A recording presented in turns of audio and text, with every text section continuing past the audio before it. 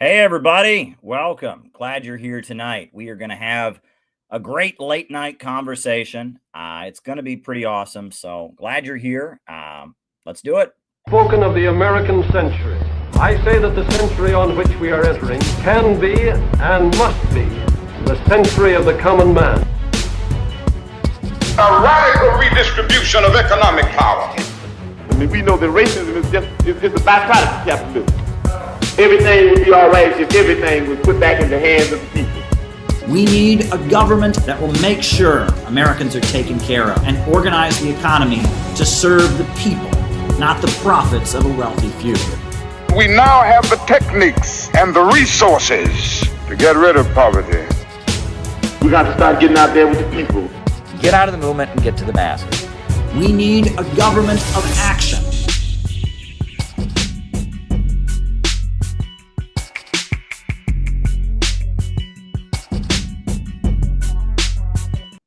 Welcome, everybody. We're having yet another great late night conversation. Glad that you're all here. We're going to follow our usual format where I give opening remarks. Then from there, we do the roll call. Then I answer your questions for the rest of the night. Questions can be sent on Rumble via Rumble Rants. Those are the main way to send questions. If you want to cash at me, Caleb Moppin22, or you can send me a question on Buy Me a Coffee. And if you send me a question on Buy Me a Coffee, I can answer it.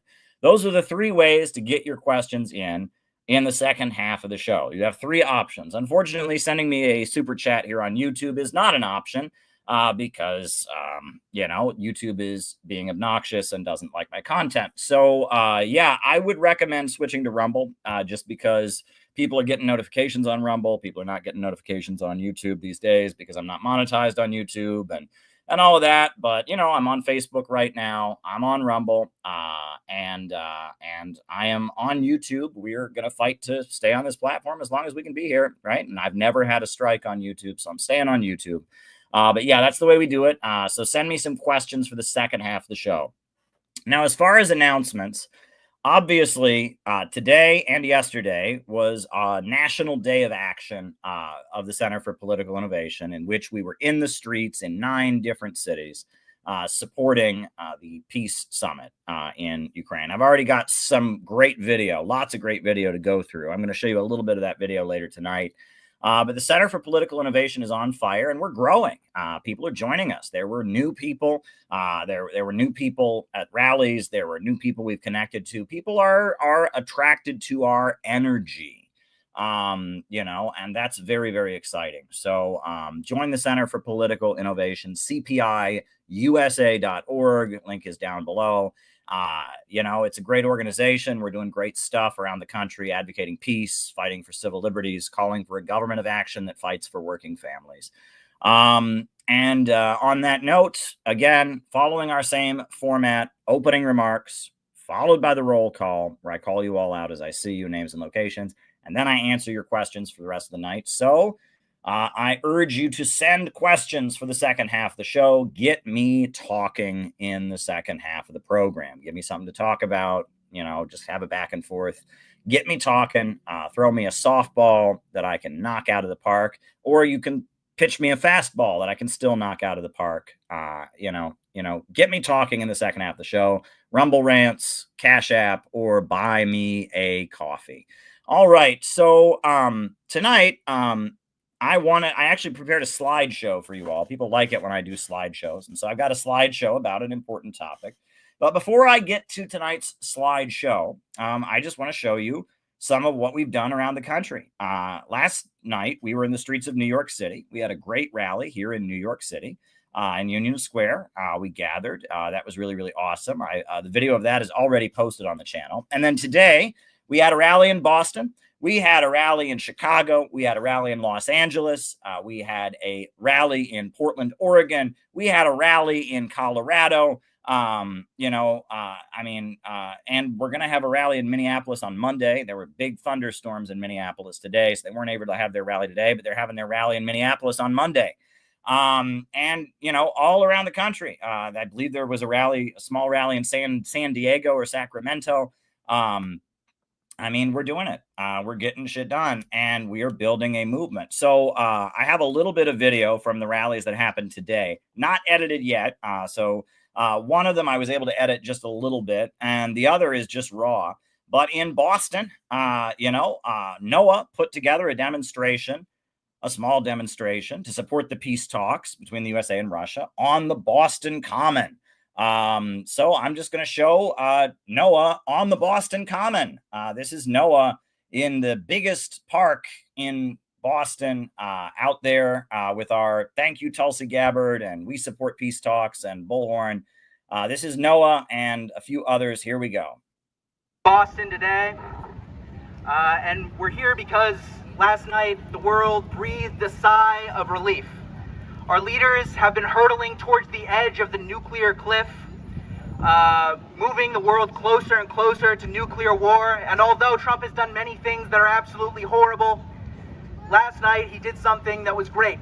And the opening that was created for that was made by somebody by the name of Tulsi Gabbard. We'd like to thank Tulsi Gabbard for allowing that to happen, because she revealed that Russiagate was an absolute hoax, and it was a complete lie. The fact of the matter is, Russia did not interfere with our elections. In fact, they withheld plenty of information that they had on the Clinton administration, on the Clintons, etc., because they thought that she would actually win the election. It was a complete hoax. And there's a lot of talk, a lot of protests recently that make no demands whatsoever. Hands off this, hands off that. Well, how about hands off the nuclear button? How about the fact that, you can't get an abortion if you're an irradiated corpse? Piles of ashes can't get gender-affirming care. Every issue that we care about is downstream of the fact that we need to live. We need to build a society where people care for each other. And the fact of the matter is, Russia did not start this war. Russia did not start this war. It was in 2014 when Victoria Nuland and other nefarious actors in the Obama administration overthrew the Ukrainian government and installed a fanatically anti-Russian government that bombed and destroyed the people of the eastern regions in Donetsk and Luhansk. It bombed them for 8 years. And there's a monument in Donetsk to all the children that have been killed by the Ukrainian nationalists, and it was Russia that put a stop to that. And we are so glad that instead of pursuing death and destruction, we can finally open the door to peace. And maybe our countries can begin to work together, and we can develop relations with trade and mutual development. We can build a railroad across the Bering Strait to unite our countries. The Democratic People's Republic of Korea may finally be able to give up its nuclear weapons. It can finally feel secure, and we can begin to drop the sanctions and begin trade. We need trade, not war. Peace and development, not war and death and destruction.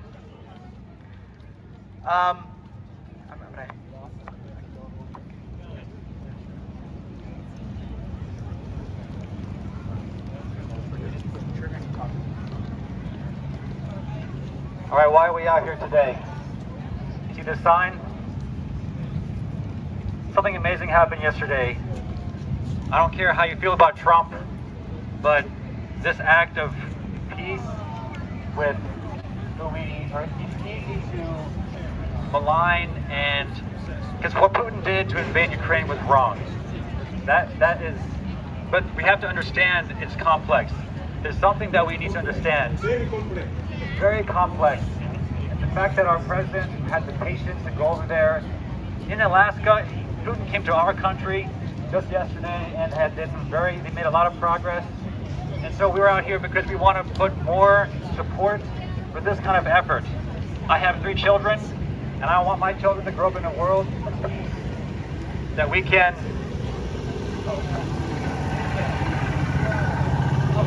Oh, you're supporting. I thought you were trying to get this out. Okay. So we want peace. I want my daughter, by the age of 21, I want her to experience world peace for the first time, where we can untangle a lot of the industrial military complex and invest more in projects that bring our worlds closer together. And so I'm a big advocate for building a bridge across the Bering Strait. How about spend billions of dollars on bridges instead of weapons in things that would destroy our world many times over. What is the point of that? So let's get innovative. Let's build projects that make our world smaller and more trade, more interaction.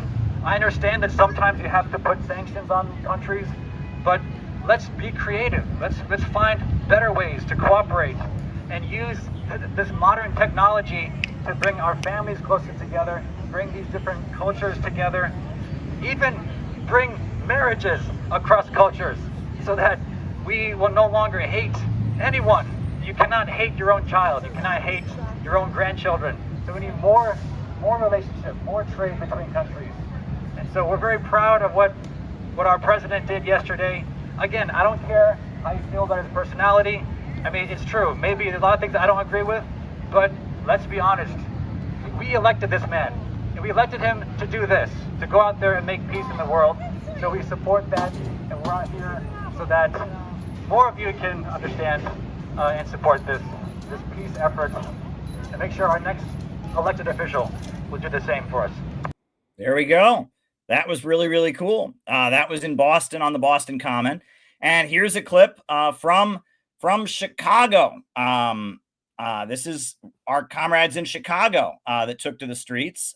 This is a fun clip where John McCarthy was on the bullhorn dealing with some hecklers and being clever. So this is Chicago. This is a small clip from Chicago. Between Presidents Trump and Putin, and to thank Tulsi Gabbard for making them possible. This summit should have taken place 8 years ago. It did not, because President Trump had his hands tied by the Russiagate lie. Our brave Director of National Intelligence, Tulsi Gabbard, has broken him free from those chains by releasing the documents that absolutely prove beyond a shadow of doubt that Russiagate was a hoax. It wasn't a plot against President Trump, it was a plot against peace by the neocons and the intelligence agency. Hillary Clinton lied. John Brennan lied. James Clapper lied. And now we have the proof. And yes, of course, they should go to jail for their lies. They're dangerous lies. But if President Trump really wants to get revenge, instead of just jailing them, he should dump their policy. And he's taking the first step towards doing that in Anchorage, Alaska yesterday, when he met with President Putin. A month ago, he was invited by President Putin to celebrate the 80th anniversary of the defeat of Nazism by the U.S.-Russian alliance. And he couldn't go to that because of the fallout from the Russiagate lie. But now Tulsi Gabbard has changed the world, and he is free to engage in diplomacy. He's been invited to the 80th it's affecting your children. Of the defeat of Japan by the China-Russia-U.S. alliance 80 years ago. And now he's free to go. And he should go. September 3rd, the victory parade in Beijing, China, can be the beginning of an era of peace and prosperity. Presidents Xi, Putin, and Trump can reshape the world and bring back peace. And Tulsi has made that possible with her explosive revelations. So we're out here on the street in 9 different cities. Oh, hey, Zelensky, there's a scrap doctor over there. Come get him. He wants to die for your lost cause. There he is. Zelensky, we have a volunteer for you. Yep. There's still Ukrainians. Russiagate was a lie. Ukrainians. And it wasn't a plot against Trump. It was a plot against peace. It was a plot to create war. War and death and thermonuclear destruction. And our brave Director of National Intelligence, Tulsi Gabbard, has given President Trump the freedom to engage in diplomacy once again. Tulsi Gabbard has put peace back on the table by exposing the plot against peace, by exposing Russiagate. First stop was Anchorage yesterday. The next stop is Beijing on September 3rd. We're going to have a world where the three great superpowers work together for the benefit of humanity. 80 years ago, we defeated the enemies of humanity together, and now President Xi, President Putin, and President Trump can defeat the enemy of poverty, the enemy of underdevelopment, the enemy colonialism. They can reshape the world like the way that China has lifted 1 billion people out of poverty in the past 20 years. We can do that now for the whole world. Gas attacks in Kiev. Stop the false flags. False flags? The false flags. The Russian cruise missiles have false flags? Come on. Hey, Zelensky, you got another volunteer over here, Grab Dodger. Come get him. He wants to die for your lost cause. He's a little bit lost. He's over here just jacking off on the internet. But he wants you to send him to the front lines. He wants to be a dead meat grinder. I think he's about 12 years old, but you're drafting 12-year-olds, aren't you? Yeah. 12 to 90? They're drafting people with disabilities, too. In North America. Come get him, Zelensky. Don't forget. But everybody else is joining the movement to support the peace negotiations and to thank Tulsi Gabbard for making them possible. Don't forget they're sending out kids with disabilities, Tulsi too. G has set us free to mobilize versus World War III. Tulsi G has set us free to stop the march towards World War III. Tulsi G has set us free to stop the march towards World War III. Thank you, Tulsi. You have freed President Trump and given him the courage and the ability to finally have the meeting with President Putin that he should have had 8 years ago. Yeah, and that's just some of the video that we got. We got loads of video from other cities. Video from LA is on its way. They had a nice rally in LA. They had a nice rally in Chicago and in Boston, and they're going to have a rally in Minneapolis soon. And they had a rally in Portland. They had a rally in Colorado. Good video from that. I mean, great stuff. Great stuff. So we are very excited, and we had our New York City rally the night before on the day of the summit. I already posted the video of that, and I'm going to be going through videos tomorrow and later tonight before I go to bed and editing, and it's going to be absolutely wild. And I'm really, really glad we had a good showing in the streets and showed that there is public support for making peace with Russia, public support for the Bering Strait tunnel, bridge, whatever you want to call it, connecting us to Russia. That's what we need. That is what we need more than ever. So on that note, I'm going to do a slideshow for you all.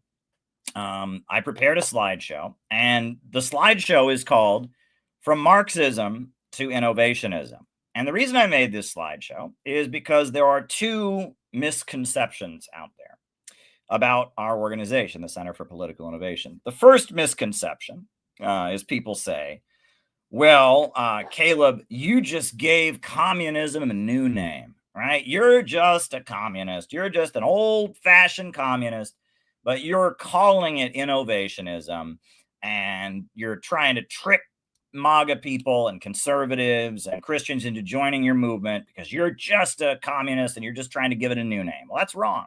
However, there are other people that say, well, Caleb, you completely sold out everything you've ever stood for. You abandoned all the causes and communism and Marxism and anti-imperialism that you believe in, and you're just a conservative now. You're just a MAGA guy. You abandoned anti-imperialism, abandoned Marxism and socialism just to become a conservative and a MAGA shill. And that's not true either, right? I am an innovationist, and tonight we are going to get into the nitty-gritty, the history, and the understanding of where this movement came from, what we believe, and the history of Marxism, and all of that. And we're going to do it in a slideshow. So if anyone has any questions for the second half of the show, those questions are always appreciated, and I'll be, looking out for those questions as I proceed into the slideshow for tonight. You can send them as Rumble Rants. You can send them to Cash App, Caleb Moppa 22, or you can send them as Buy Me a Coffee. But I am going to do a slideshow tonight about how, number one, we're not just rebranding communism and trying to trick people into being communists with a new name. That's not what we're doing. That is clearly not what we're doing. On the other hand, no, we have not sold out. I have not abandoned our principles, and I'm not just, just completely selling out and turning our back on everything either. We are instead going in a new direction, and that is what we're going to talk about tonight in this slideshow that I have prepared. It's called From Marxism to Innovationism, and we're just going to talk about the history from the time of the French Revolution up to now. Not everything, just kind of point by point. So here we go. Just waiting for the slides to load. Here we go. All right. Innovation and Marxism, the journey. All right. We're going to first talk about the word socialism. A lot of people think the word socialism and the word Marxism and the word communism are all synonymous. That is not the truth. The word socialism goes back pretty far. Goes back to the early 1800s. And it goes back to France. In France, in 1789, you had the French Revolution, in which the king of France got his head chopped off, in which they declared the rights of man, liberté, égalité, fraternity, freedom, egalitarianism, and brotherhood, right? Those were the slogans of the French Revolution. And they said that on the back of feudalism in France, they were going to create a fair and just society. And they were going to do it in the name of individual rights and the rights of man. But they didn't get it. And after the French Revolution, after the king had had his head chopped off, after they had killed a lot of the aristocrats and nobles and declared freedom of religion and freedom of speech, they still had a really, really unjust society. And there was a lot of hunger. There was a lot of poverty. There was a lot of injustice that existed. And a lot of the injustice that existed, it seemed like people almost had no obligation to each other. The rallying cry of the French Revolution had largely been a fight for individual rights and individualism. And so after the French Revolution, there was a philosopher, a guy named Henry Saint-Simon. Looks like Simon, but it's French, so it's pronounced Simone. Henry Saint-Simon. And he started contrasting the liberalism and individualism of the New World that came out of the French Revolution with his understanding of something opposing that, and he called it socialism, right? The word social means society, right? If you're socializing, you're with other people, right? Social is in relation to society. And so he contrasted, he said we need, instead of having individualism and liberalism, we need to have socialism. Now, he wasn't exactly clear about what socialism was. He largely did a lot of charity work. He fed poor people, fed the hungry. He was very religious. He also set up some worker cooperative businesses. He called for, laws to protect poor people from being mistreated by their employers. And in French, he had this concept of socialism. And it was vague. No one really understood what it was. It was just a critique of the brave new world that came into existence after the French Revolution. The first person to use the word socialism in English was a guy named Robert Owen. And Robert Owen was a wealthy man from Wales, and he owned a bunch of factories, but he saw that the workers in his factories were treated very, very badly. And so he set up a model community in Scotland, in New Lanark. He set up this model community where all the people were equal and held the wealth in common. And eventually they packed up and they moved to Indiana, and they called it New Harmony. And they had a socialist collective city in New Harmony. And Robert Owen, he was a critic of mainstream religion, but he was also into spiritualism. He thought he could talk to dead people. He would have seances and talk to dead people. And, you know, he was an advocate for the poor, an advocate for the downtrodden. He built a modern city, and he even gave a speech to a joint session of Congress. They invited him to the U.S. Congress to give a speech about socialism. And his speech was all about how there's inequality out there and we should hold the wealth in common. Again, kind of vaguely defined, but he built this model city called New Harmony where the people shared everything.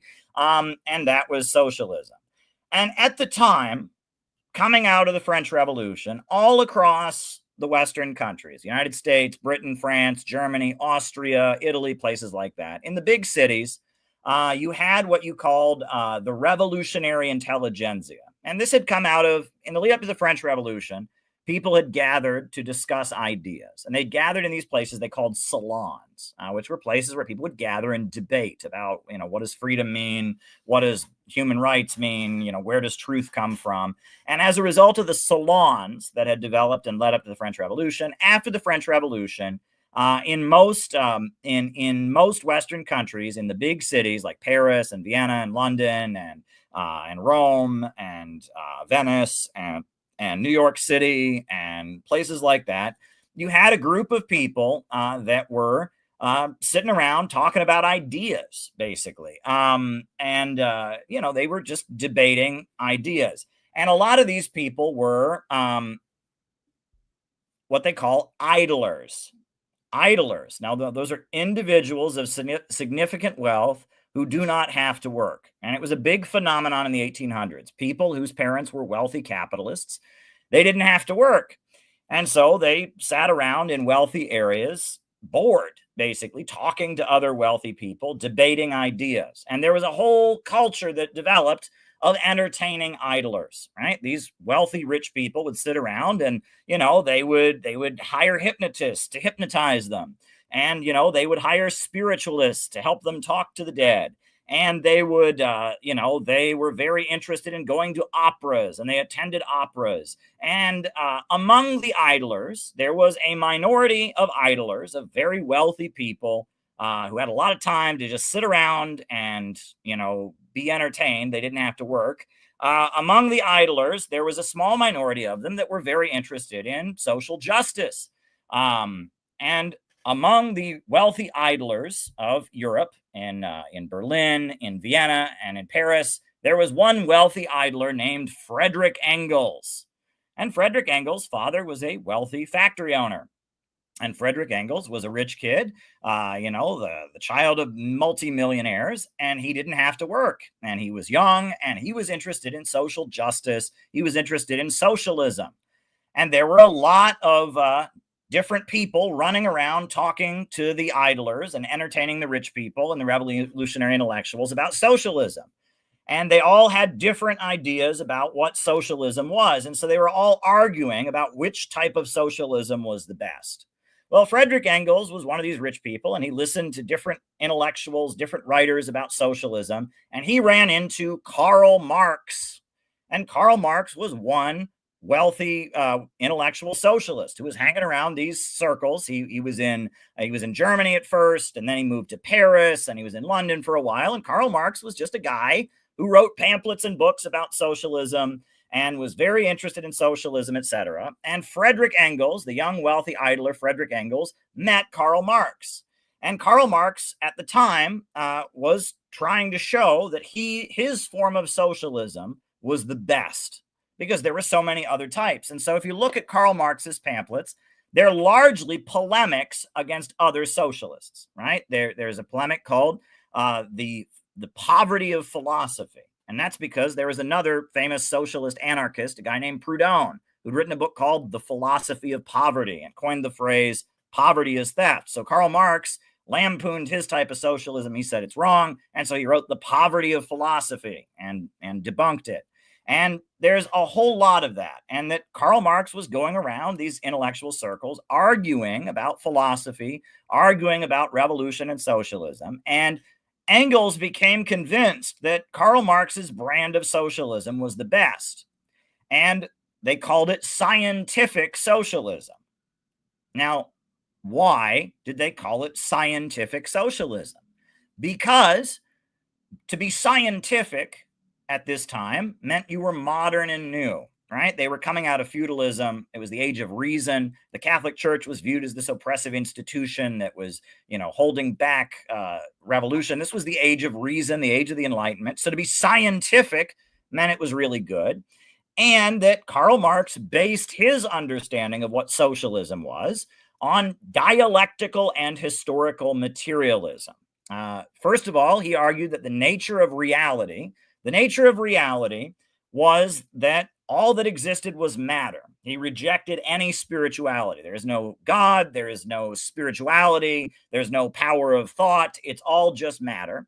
But that matter is constantly contrasting itself, clashing, right? In ancient philosophy, going back to ancient Greece, there was a debate.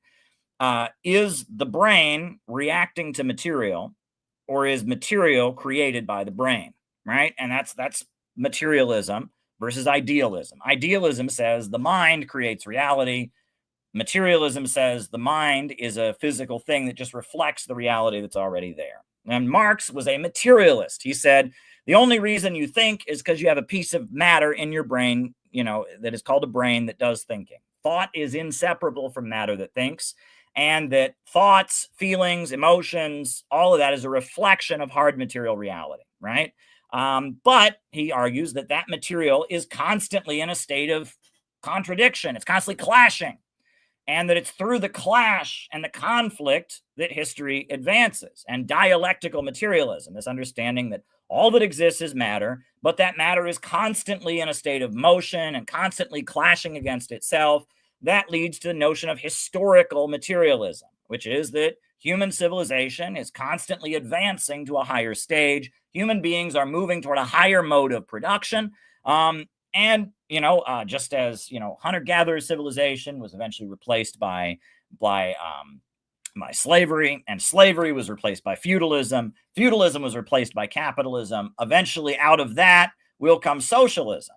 And the main thing, and this is the important thing, what set Karl Marx separate from all the other socialists? What was it that Karl Marx, with his complex ideas of dialectical and historical materialism and all of this, his scientific socialism, what was the conclusion that Marx came to that set him apart from all the other socialists going around, from Proudhon, from Auguste Bebel, from all these people going around talking about different ideas about what socialism is? Robert Owen, Henry Saint-Simon, Franz Fourier. What made Marx different? Marx said socialism will come out of the labor movement. That was the defining characteristic of Marxism. All these other people said socialism will be created by it being a good idea. We're just going to go around telling people that socialism is better, and they're going to see that it's better and they'll adopt it. Maybe we'll take control of the government and we'll use the government to create socialism. Maybe we'll build a model community. But everybody else basically said socialism is going to be just something that comes out of our head, right? It's going to be a battle of ideas. Whereas Karl Marx, with his scientific socialism, he's saying it's actually the struggle between the factory worker and the factory owner. That is what is going to lead to socialism, that the factory worker is not paid the full value of what he produces. The capitalist system has built-in economic problems. There's more goods created than purchasing power paid out in wages, and the worker can never buy back what he produces. And that eventually the labor movement is going to lead to the worker class majority taking control of the government and creating socialism. That is what defined Marxism. That is what separated Karl Marx from all the other socialists. All the other socialists believed that socialism would come through the power of ideas. Karl Marx believed socialism would come through the labor movement. And basically what happened is that, Friedrich Engels and started paying for Karl Marx's work, and Karl Marx was going around trying to recruit all the rich people and all the people that were interested in socialism to go build labor unions and go organize labor unions and eventually have a working class political party that would represent the working class in the government, and that eventually the working class would seize control of the government. That's called the dictatorship of the proletariat.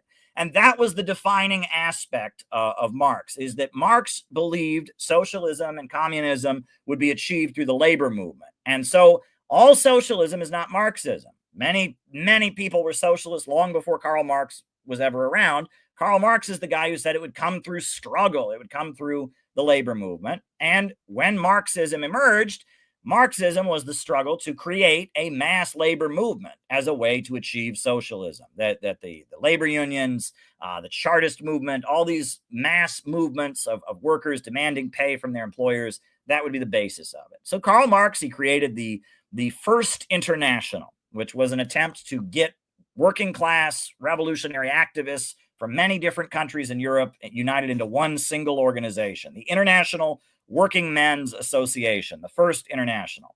And it was around for a little bit, 1864 to 1876, lasted about 12 years, but there was a huge amount of infighting between different factions, anarchists who just wanted a bloody revolution, the people that just wanted pure and simple trade unionism, didn't want to actually build a revolutionary movement. There was a whole lot of infighting, and eventually the First International fell apart. However, shortly after Karl Marx died, there was something called the Second International that was created in 1889, and it's still around today. It's called the Socialist International. And the movement that really came out of Karl Marx is called social democracy. Right after Karl Marx died, 1889, you had the German Social Democratic Party, you had the British Labour Party, you had the Austrian Social Democratic Party, you had the Labour Party of Belgium, and you had the Labour Party of all these different places. You eventually had socialist and labor and social democratic parties emerging all over Europe. And these were political parties that represented labor unions. That was basically what they were. They were political parties, and their job, their goal was to get elected to the government and eventually build a mass labor movement so the working class could take control of the government. That was the idea, that they would have a labor movement, and the labor movement would form a political party, and the political party and the labor unions would eventually rise up and take control of the government. And that movement is called social democracy, and it still exists. And it's actually one of the biggest political movements in the Western world. Democratic Socialists of America is part of social democracy. They were members of the Socialist International for a long time. The British Labour Party, the German Social Democrats, the French Socialist Party, and it's a widespread belief that we should have a political party that represents labor unions, that the government should pass laws that favor working people. That's what came out of Marxism, right? Again, a lot of people think, well, the only thing that ever came out of Marxism was Lenin. That's not true. There's this whole other movement called social democracy. That was the first thing that came out of Marxism.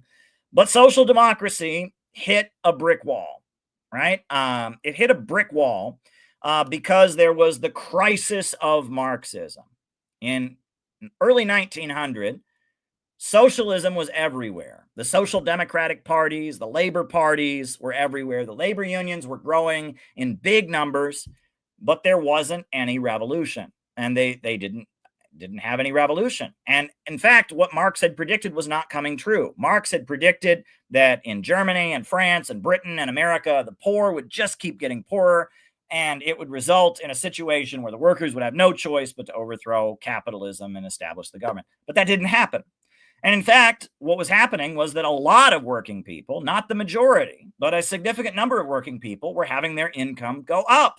And capitalism was becoming more stable, not less stable. It was becoming more economically stable. And as a result, you were not having a revolution. Communism, socialist movements, Marxist groups, labor unions, social democrats, they were everywhere. Millions of people were joining these groups. The German Social Democratic Party was the largest political party in the world at this point. No other political party of any type was as big as the German Social Democrat Party, started by Friedrich Engels was, but people weren't interested in having a revolution. So what's going on? What's the problem? And there were different attempts to explain what was happening. One of the biggest arguments was a guy named Edward Bernstein, and he said that, actually Marx had it wrong. It's not a revolution, it's just reform. That capitalism just kind of naturally turns into socialism one step at a time. And that because we have universal male suffrage, because every man can vote, that will lead to a situation where there's more workers than there are capitalists. The workers will just outvote the capitalists, and we'll have socialism. And socialism is just the sum of reforms. It's like a brick wall, right? One day you have free healthcare, one day you have labor unions, one day you have universal free education, and the next thing you know, it's socialism, but there's no revolution. It just kind of naturally emerges, right? That was Bernstein's argument, and that was called revisionism. And a lot of Marxists became revisionists because they said, look, we're not seeing the revolution. And we have universal male suffrage, and we have a 12-hour workday, and we have all these things that sound awful to us now. So basically, the Western countries are just kind of naturally becoming socialist anyway. And there were some Marxists that went along with that, and that became a pretty widespread view. However, there was one guy who definitely didn't agree with that view. And that guy was Vladimir Lenin. Vladimir Lenin was let's just talk about Vladimir Lenin for a second, right? Lenin is very famous, right? He's in Hollywood movies, and, you see images of him, there's paintings and all of that. Lenin was a very socially awkward person. He had a speech impediment. He had a lisp when he spoke, and he was obsessive. He was obsessive with politics. One of his critics said, "What are you going to do with a guy who talks, writes, thinks, and breathes nothing but revolution 24 hours a day?" That's how Lenin was. He was an obsessive, socially awkward person with a speech impediment, and he had fits of nervousness, huge amounts of anxiety. He wouldn't sleep for days. And when he would get really, really upset, he would calm himself down by playing the piano and by playing chess. And he was quite emotionally wrapped up in what he did. And he was this guy who had joined the Marxist movement in Russia. And he was obsessed. He was obsessive. He was a socially awkward, obsessive individual. And he was obsessive. And he definitely did not believe in revisionism. He did not believe that capitalism in the West was just naturally turning into socialism. And Lenin was from a quite revolutionary family. His older brother had actually gotten the death penalty because he tried to kill the Tsar. His brother had become an anarchist terrorist and had tried to kill the Tsar and gotten the death penalty. And as a result, Lenin's family had been made into social pariahs. They'd lived in a town where there was a university, and they were a well-known family. But when his older brother tried to kill the Tsar, people wouldn't speak to them. And so at a time when he was a teenager, basically, he was like socially shunned by all of society. And that's Lenin, right? And we have this image of Lenin as the great agitator, as the great organizer. That's not who Lenin was. Lenin was just a very, very obsessed, socially awkward, very, very anxious guy, who was really, really, really into Marxism. And Lenin said, no, capitalism isn't just naturally turning into socialism. No, he rejected Bernsteinism completely. And in 1903, he decided that they needed a new type of revolutionary organization in Russia. They needed the Party of New Type.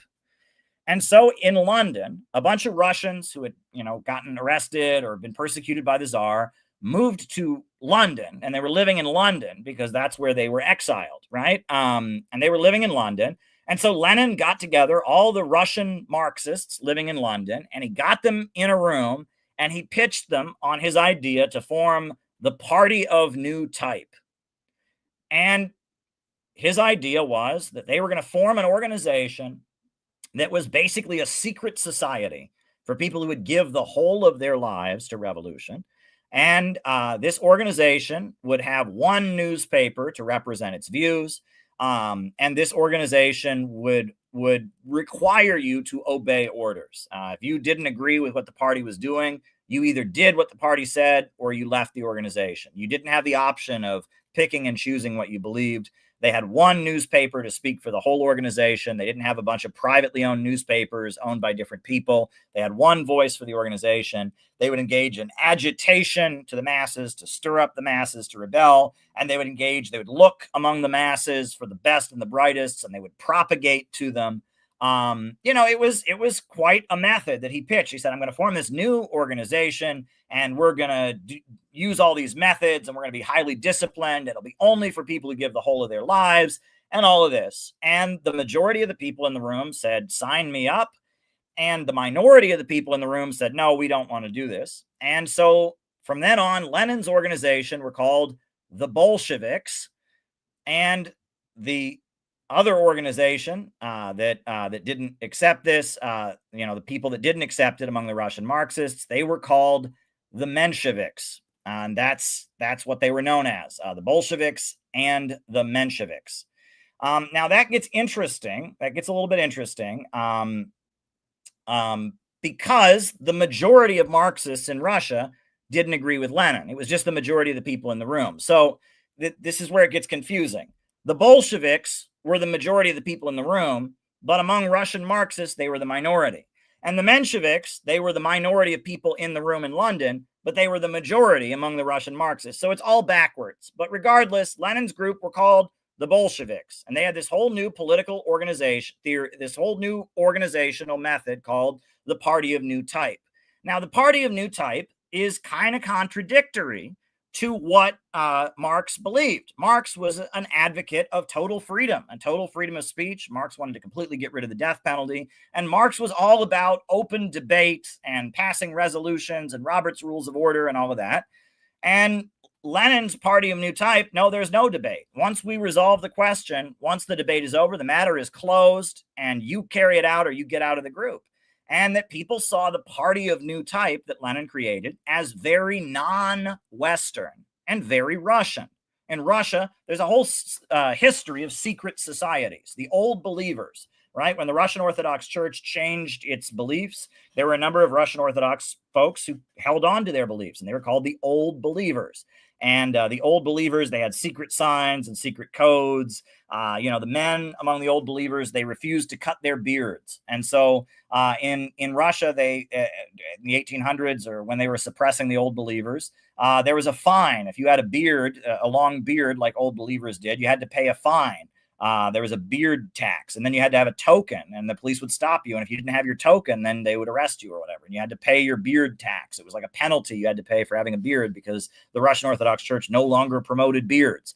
And there were the Decembrists. This was another secret society that had, tried to overthrow one of the, I think, Tsar Nicholas I. They'd attempted a coup. And so in Russia, they had a whole history of secret societies, secret orders, traditional kind of things. And the Party of New Type was not Western. It was not liberal. It was not open.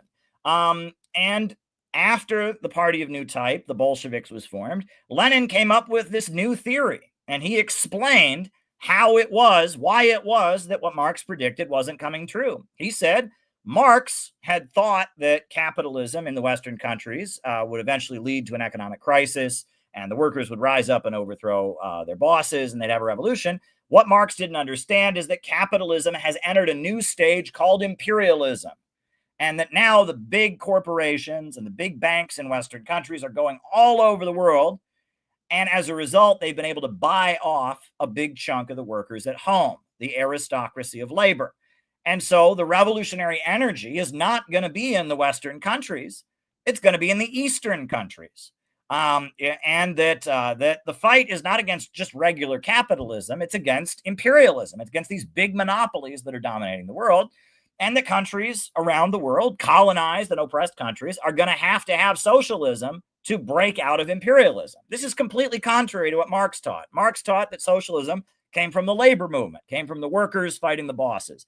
Lenin says that because of imperialism, socialism is going to come from struggles of national liberation. It'll be oppressed nations fighting against imperialism that'll adopt socialism. This is a completely new theory, right? And Marx said that Germany would be the first communist country. The Communist Manifesto ends with, "Now we turn to Germany."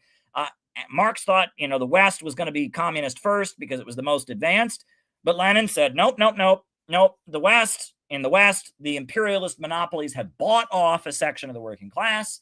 And so the working class is divided. And so the revolutionary energy is going to be in the East. And Lenin goes as far as to say we must support nationalism. Nationalism of oppressed countries is good. Marx and others had said workers of the world unite. There are no nations. Now, Marx had eventually realized that the Irish national struggle was good. He'd also realized that the Polish national struggle was good. But for most of Marx's life and most of the Marxist movement said nationalism, all nationalism is bad.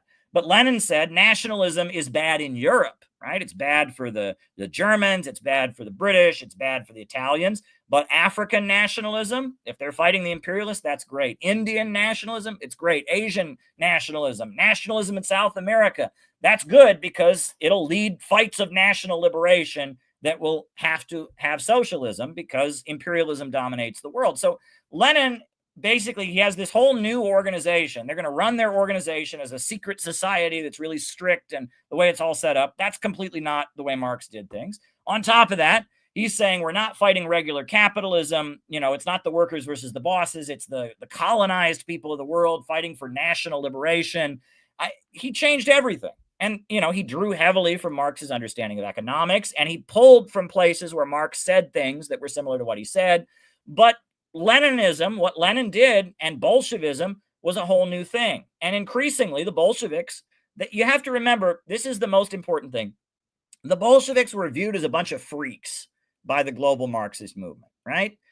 The global communist movement thought the Bolsheviks were a bunch of weirdos, that they were a bunch of freaks, they were a bunch of weirdos. People frequently pointed out, they said the Bolsheviks, they said they're not a revolutionary party. They're a monastic religious order. They compared them to like the Franciscans, right? Or the Jesuits or something. And they called them a cult, and they called them weird and authoritarian and Russian. And they have this whole new theory about imperialism. And if you join, you have to give the whole of your life. And everything about the Bolsheviks, they were completely different than European Marxism. There was a movement at the time called Marxism, and the Bolsheviks were this weird spin-off and deviation of Marxism. And that is a really important thing. And you won't know this by reading their writings. The Bolsheviks were constantly trying to say, no, we're the real Marxists. The other Marxists have sold out. If Marx was alive, he would be in our movement. We're the true Marxists. So if you read what they wrote, you don't get that understanding. Yeah, you would think that they're the real Marxists. But the global Marxist movement thought the Bolsheviks were weirdos. They thought they were deviants. They thought they were freaks. They thought their interpretation of Marxism was bizarre. They thought things that were completely at odds with what Marxists thought. Marxists thought you should have open, free, debating society of political parties. Marxists thought the most advanced capitalist countries would be socialist first. Marxists thought nationalism was always bad. Workers of the world unite. Marxists thought, it's going to come as a fight between the factory worker and the factory owner. The Bolsheviks, what they believed was a freak interpretation of Marxism, right? They were, you can compare it to, right, Mormons. Are Mormons Christians? Well, they consider themselves to be Christians, but they have a whole new Bible, right? The Book of Mormon. They have a whole new prophet, Joseph Smith. And so, yeah, they talk about Jesus and all of that, but they took it in a completely different direction. The Bolsheviks were the Mormons of communism, of Marxism. And that's what you need to remember, right? Marxism was the foundation, but they had a whole new prophet, Lenin. They had a whole new interpretation. They were doing something very, very different on the foundation of Marxism. And that, you must remember that, because if you don't understand that, nothing is going to make sense. People say to me, well, Caleb, did you know that the Labour Party in Britain is a socialist party? Yeah, I do know that, actually. They're part of the Second International, but they're not Leninists, right? And they said, Caleb, did you know that, the DSA is this new socialist group? I said, yeah, they are, but they're not Leninists. They're from the Second International. They're social democracy. What Marx created was watered down and became social democracy. And Lenin was this weird deviant within Marxism that came up with his whole new theory that laid the foundation for his own movement that was called Bolshevism. And the difference between Marxism as an established movement, the biggest Marxist party in the world was the German Social Democratic Party, the British Labour Party, the French Socialist Party. And the differences between Marxism and Bolshevism became most apparent when World War I took place. All the socialist parties of Europe had promised they would never support World War I. They would never support World War I, right? They would never support workers going to kill other workers. And then World War I came along, and they said, whoopsie daisy, and they forgot all about that, and they supported World War I. Okay? And if you go and read Lenin's writings from around 1916, 1914, 1915, he is filled with rage. And if you go and read his writings, Lenin points out that World War I would never have happened without the socialists, without the Marxist parties. They let it happen. They enabled it to happen. If the German Social Democratic Party had stood up against World War I, they could have stopped it. If the British Labour Party had stood up against World War I, they could have stopped it. If the socialist members of Congress in the United States had stood up against World War I and stood with Eugene Debs, they could have stopped it. That World War I, they needed the socialists to make it happen. The socialists recruited the labor unions and recruited the workers to go and fight. And that is an essential thing. And if you read Lenin, he makes this point. It's not simply a matter of the Marxists abandoned their principles. They were an essential part of imperialism. This economic system of imperialism needed socialists to be part of it, right? It needed corrupt union bosses. It needed socialist college professors. It needed people that could speak like working class revolutionaries to make it work. And World War I would never have happened without socialists. So the idea that Lenin is just another Marxist, no, the overwhelming majority of the Marxists supported World War I. And Lenin opposed World War I, and he fumed with rage at the Marxist movement for supporting World War I. And fumed with rage, how dare they? He called the Second International, he called it a stinking corpse.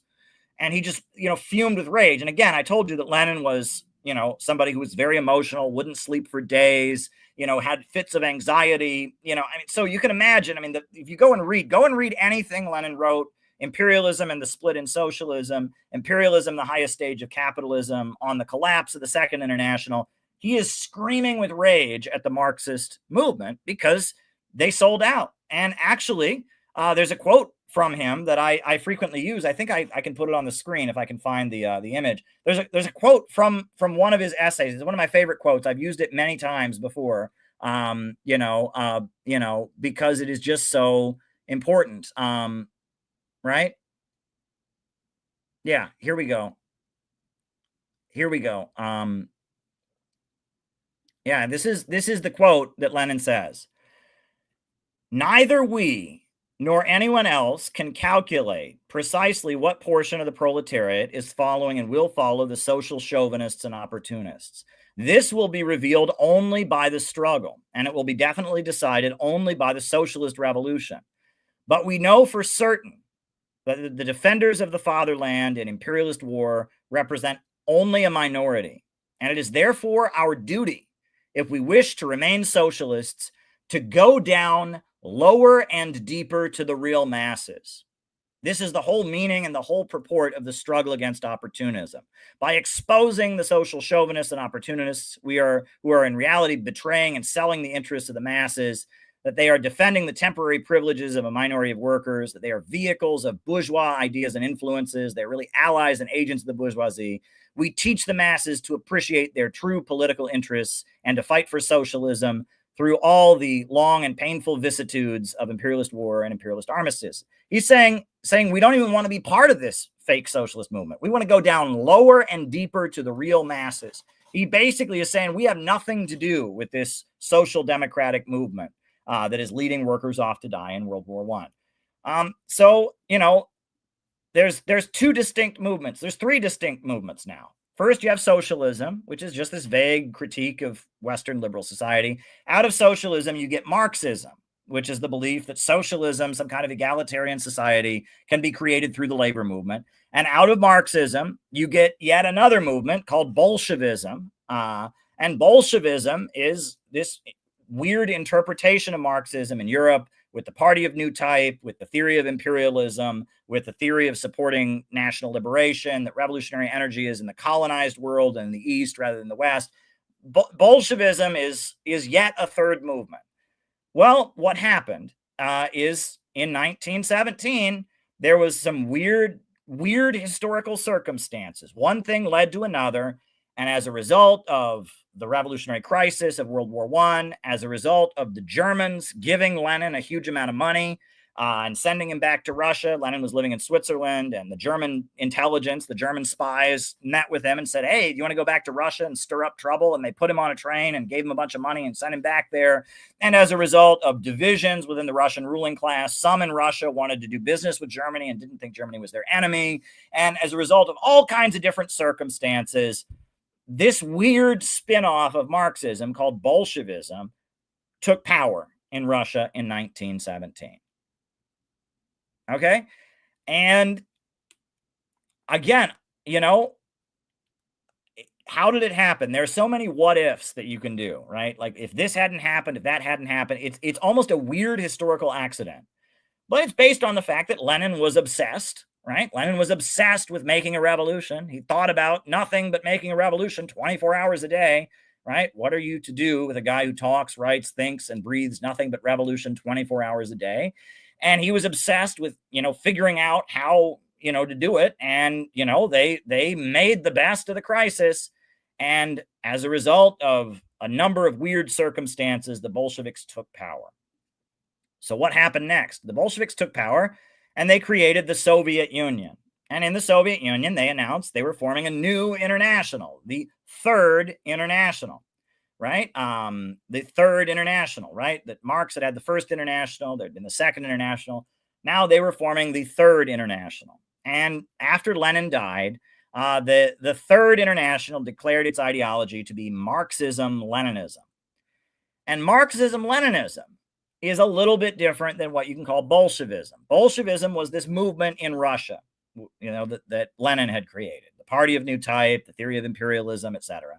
But the Soviet government came into existence, and the Soviet government, its ideology that it promoted all over the world, that the Communist International promoted, was called Marxism-Leninism, right? And it was the teachings of Karl Marx, the teachings of Lenin, as practiced by the Soviet government, right? And so it's a little bit different.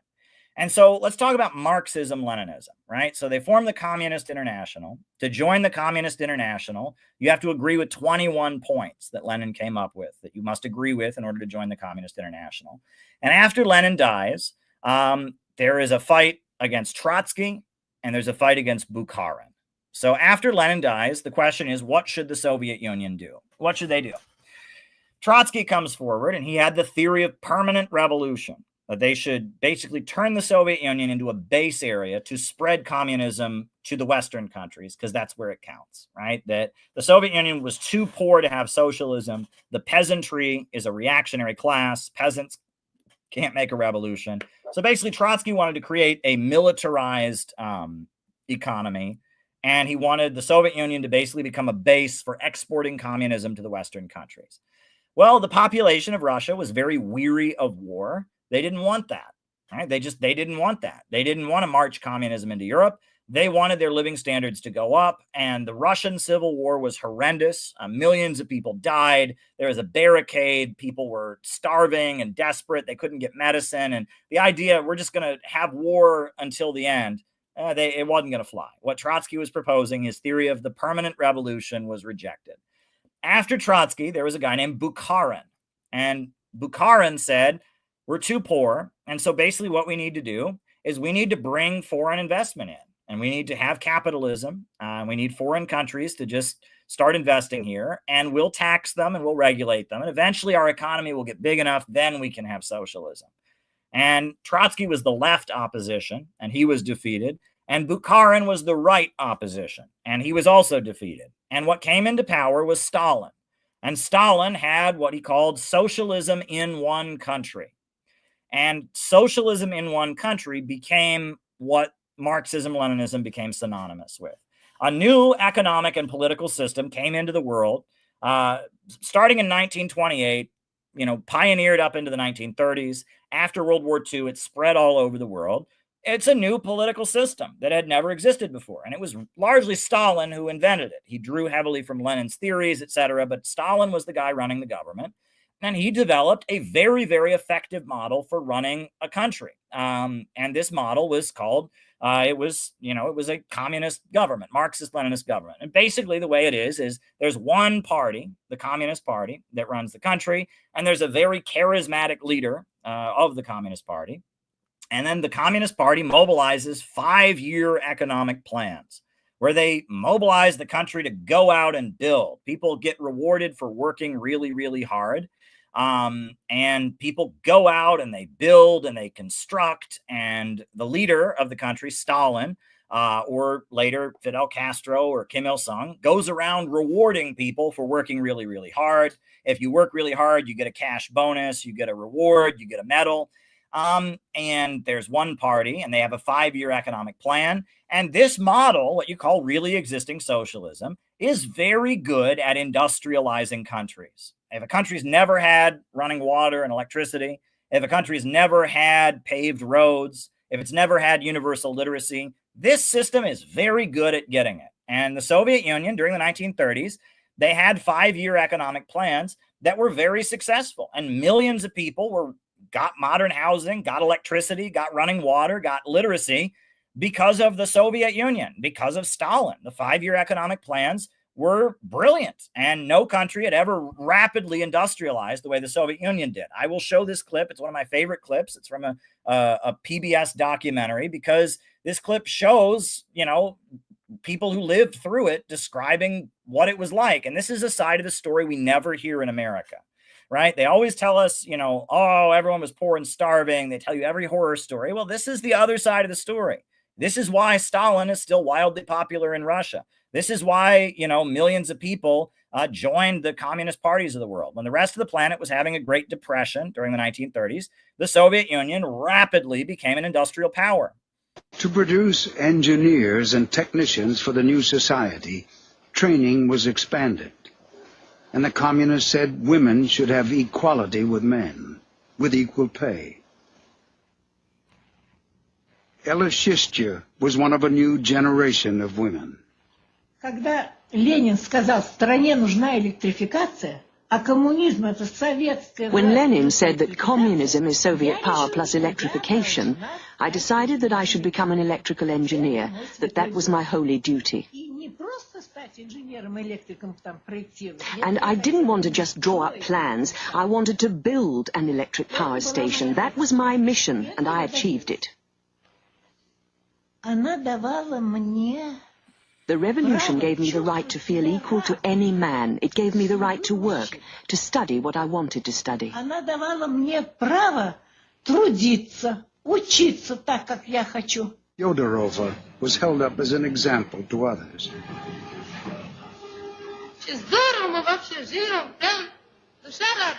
We live so well. Our hearts are so joyful. In no other country are there such happy young people as us. We're the happiest young people. And on behalf of all young people, I want to thank our party and our dear comrade Stalin for this joy that we have.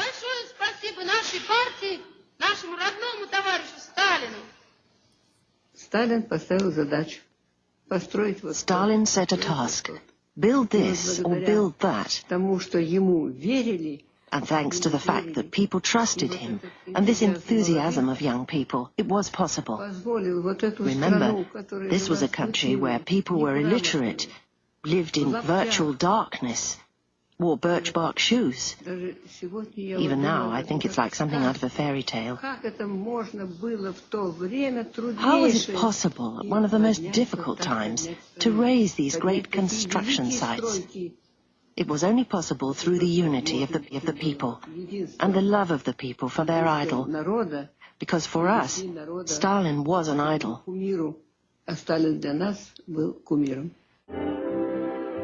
Teams of young activists were sent to the country.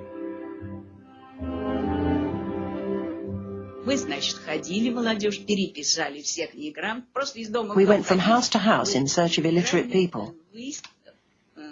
We made a note of their names. We then found suitable rooms to hold classes in. Learning to write would open new doors for those trapped at the bottom of society. One woman who couldn't attend classes because of her child at home was helped by Anastasia Denisova. Я сказала, что вот тебе учебник, вот будешь заниматься. I said, here's a textbook for you. I'll come to you so you can learn to read at home. I remember vividly that when the baby cried, she carried on writing with one hand while she rocked him with the other. She was so keen to study. I'll always remember her striving for knowledge and enlightenment. It was immense.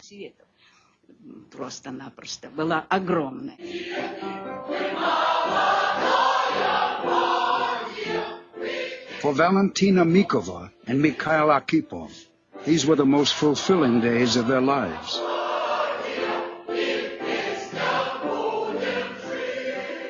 На строительстве домен был один экскаватор.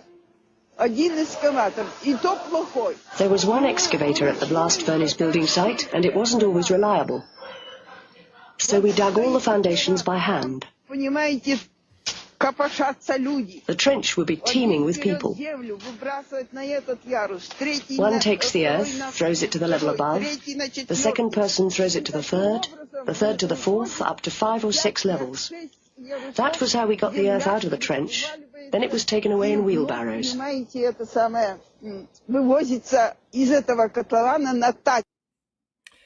Yeah, and, you know, I mean, I discovered this. I mean, you know, people around the world know this, but in the United States, you would never know this. I remember, you know, when I was a student, when I was a young person, my family, we hosted an exchange student, a university student from Bulgaria. And he was very anti-communist. But I remember I asked him, I said, is there anyone in Bulgaria who still believes in communism? And he said, oh, yeah, my grandfather. And I said, what do you mean? And he talked about how his grandfather had fought in World War II. And after World War II, all the young men of Bulgaria were put to work building the roads of Bulgaria because Bulgaria had never had paved roads before. And so all the young people of the country went out and paved the roads of the country. And it was one of the best things he could ever remember was when he was a young man going from town to town in the country, paving the roads of the country.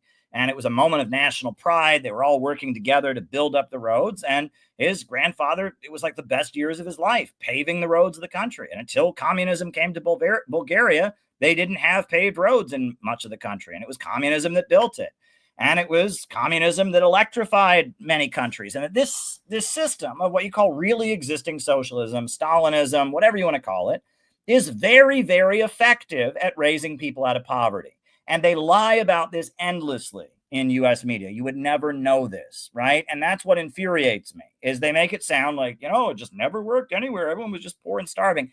I learned at a very young age that's not actually true. The Soviet Union had huge economic successes and huge economic growth. So has China. So have many countries with communist governments. They have raised a lot of people up. They have wiped out illiteracy.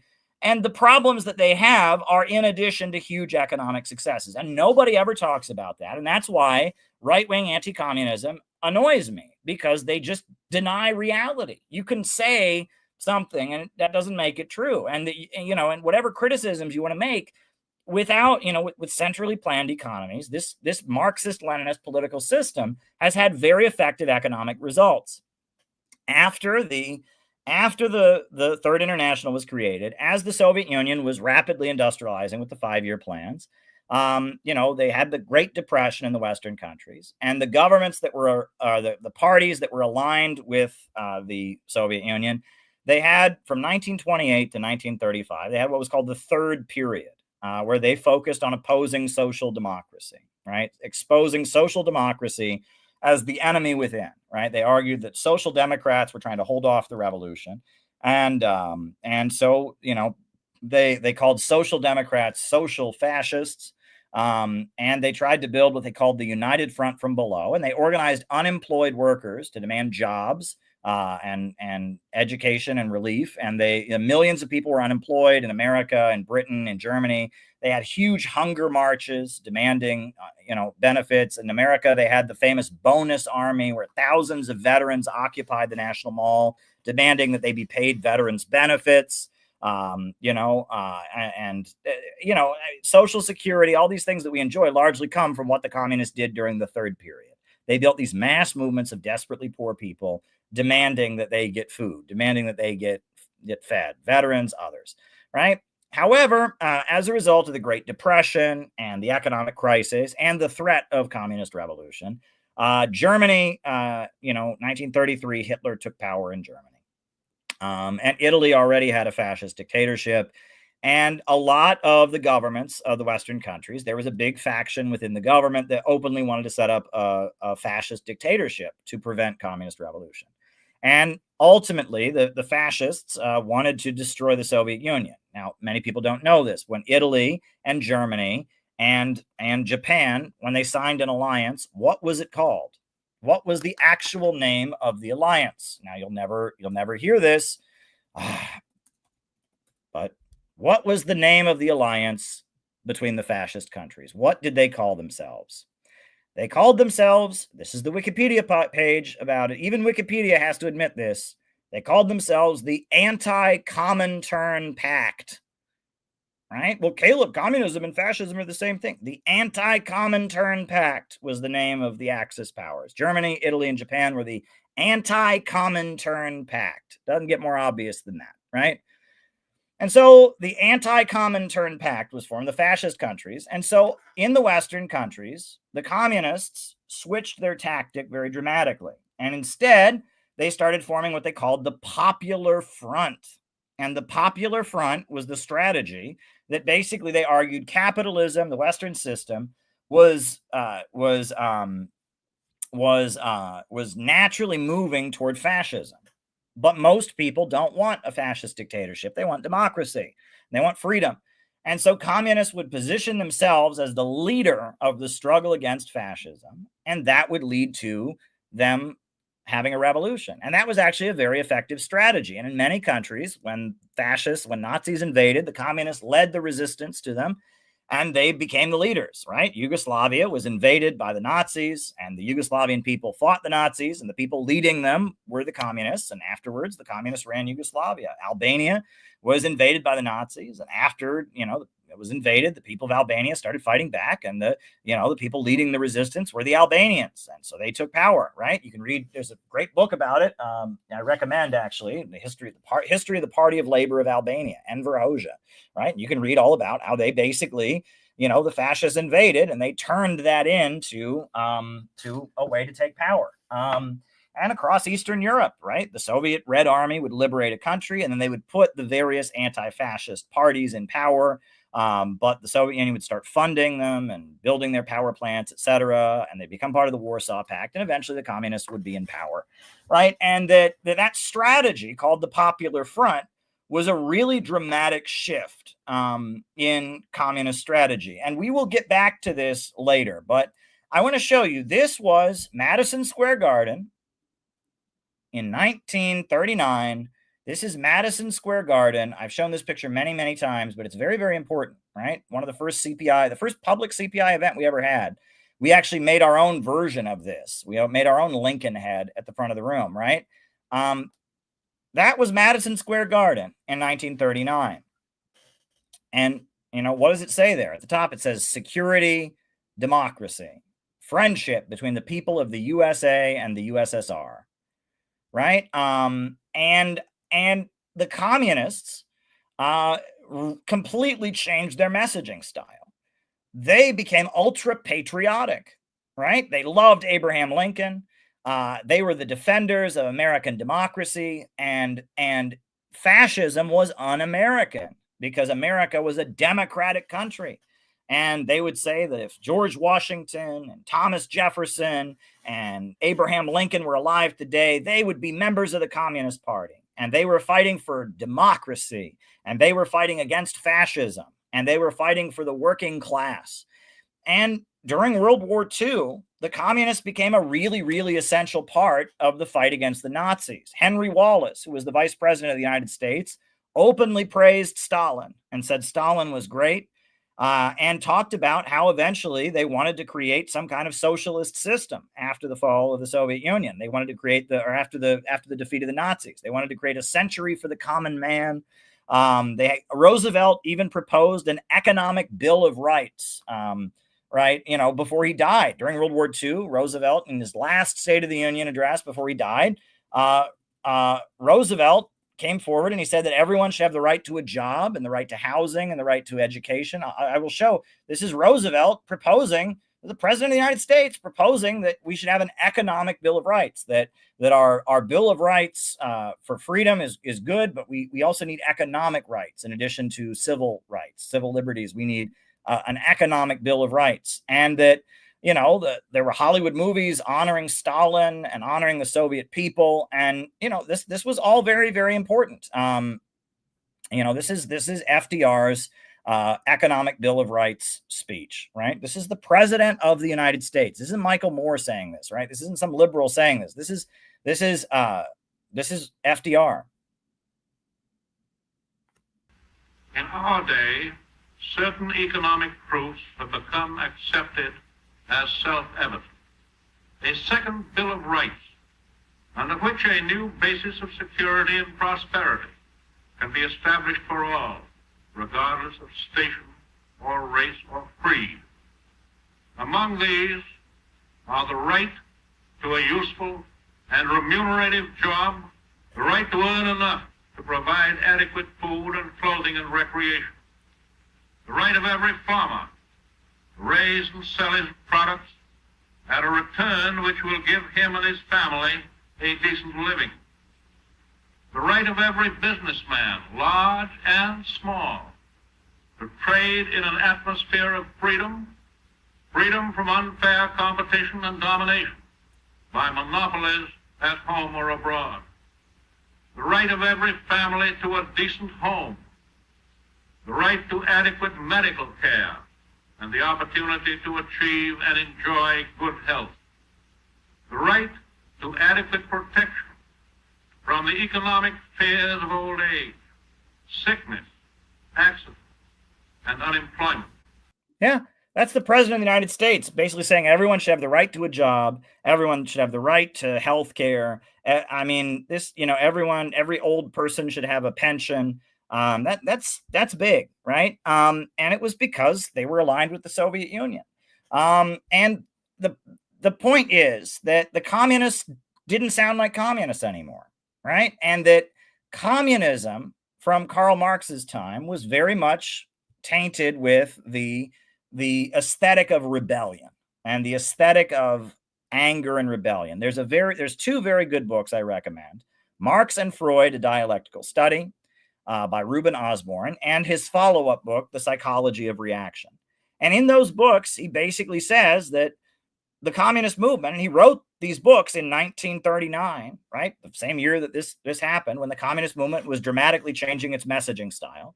And he says that the communist movement has a big problem because it appeals to people's unhealthy emotions, right? It appeals to people's libidinal and Oedipal feelings, right? Your libido is your rage and sex drive, right? Anger, violence, and sex are linked to each other, right? And your libido is, you know, everyone has anger within them and everyone has a sex drive.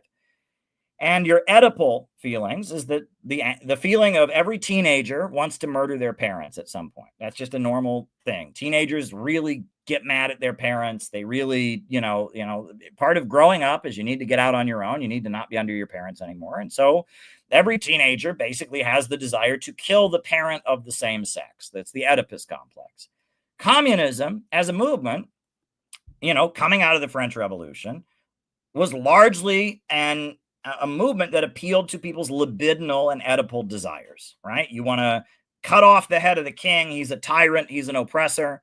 And you want to let your anger out at society. You want to have free sex, and you want to get your rage out at injustice. You want a big explosion of anger, a big explosion of free sex, and you want to cut the king's head off, and you want to take down the tyrant and all of that. And communism as a movement was appealing to people's libidinal and Oedipal complex.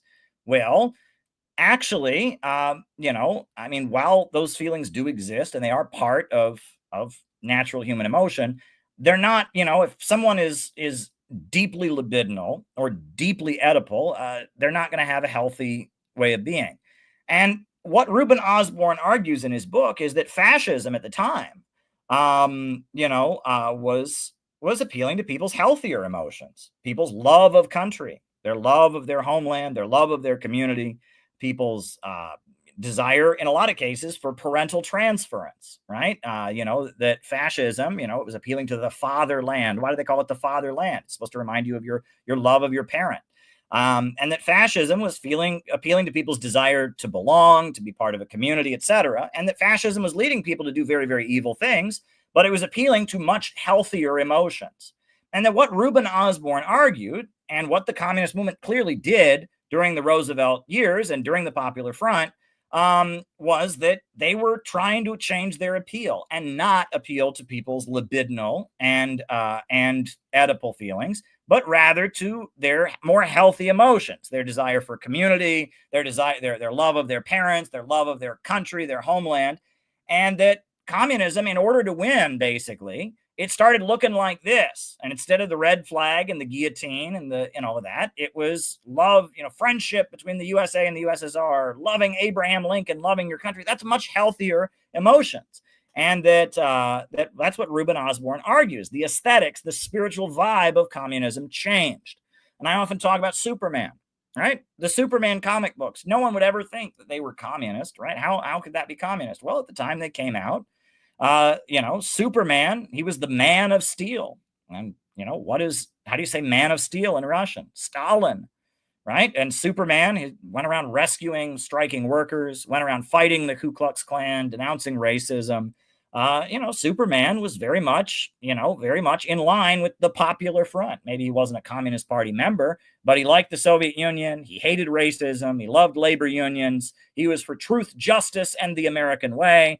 And, the communist movement largely changed its appeal to not be about rage and vengeance and killing the king and unleashing your sexual desires, and instead to be about feelings of community, feelings of brotherhood, etc., so that fascists couldn't, use those feelings for evil, right? Very interesting. But anyway, so that's Marxism-Leninism. And so after World War II, right, Marxism-Leninism massively spread over the world, and it was a large section of the world was run by Marxism-Leninism. But even before World War II, right, let's keep this in mind. So as the Popular Front was happening, and as the global communist movement was moving into its patriotic, its patriotic mode, right? What was happening in the Soviet Union? Well, there was a horrendous event in the Soviet Union called the Great Terror. Right, 1937. It was awful, and it was basically a mass panic in the country about Nazi spies. Right, they feared that Nazi spies were infiltrating the country, and they were actually. There were Nazi spies in the country, and there was a Soviet official who was assassinated, Sergei Kirov, and there was mass panic about Nazi spies. And what happened? Well, in response to this mass panic about Nazi spies, people got mean to each other, and people started turning in their neighbors.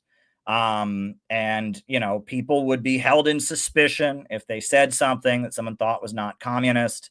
And basically a lot of people were thrown in prison camps, and a lot of people were executed who shouldn't have been. And everyone admits this. Even the biggest admirers of Stalin admit this. And Stalin actually executed the guy who was the head of the secret police during the Great Terror, Yezhov, right? The guy named Yezhov was running the secret police. And eventually Stalin gave Yezhov the death penalty because it got so out of control. But even according to some of Stalin's biggest admirers and supporters, it's very clear that thousands and thousands of innocent people got hurt. There was an atmosphere of panic. People were turning in their neighbors. If you said something, if you made a joke or you said something, you could be held in suspicion, and that basically they created an atmosphere where people were telling on each other. It was cancel culture, but except much more vicious. You got killed, where people were telling on each other, where people were turning each other in, where you got points for turning somebody else in. It was a really, really ugly atmosphere. And it was a very horrendous period, the Great Terror. And the fear was very justified. There were plenty of international saboteurs and Nazi spies in the Soviet Union. But at the same time, the population was kind of whipped up into this fit of like vengeance and all of that. It was very, very bad. And after World War II, China and the Soviet Union had their falling out. And in China, after China and the Soviet Union had their falling out, China wanted to prove it was ultra-communist, and they had a similar event. It was a little bit different, but it was along similar lines. It was called the Cultural Revolution. When in China, they mobilized the young people, the teenagers, as Red Guards to go out and try and purify China and make China purely communist and just go around looking for anything that was not in line with communism and burning it down and tearing it down. And they destroyed a lot of the classical temples and ancient ruins and monuments in China because it was the ancient non-communist way of doing things. And they went after women who wore makeup because they said that was bourgeois decadence. And at one point they went to where all the foreign diplomats lived, and they executed their pets because they said owning pets was mimicking slavery or something. And it was really awful, right? And the Cultural Revolution was this attempt to make China purely communist by appealing to people's Oedipal and libidinal feelings, right? And it was, students were going after their teachers, and kids were turning in their parents, and it was revenge, and it is right to rebel was the slogan. And the Cultural Revolution in China was pretty horrible. It was pretty awful. And in 1976 they ended the Cultural Revolution, and they arrested Jiang Qing, the leader of Mao's wife. They blamed her for the Cultural Revolution. Those were two events, the Great Terror of 1937 and the Cultural Revolution, that really kind of showed that spiritual aesthetic that communism had been appealing to, the Oedipal and libidinal drive, right? That drive doesn't go to healthy places. And if it's unleashed, it can really lead people to really hurt each other.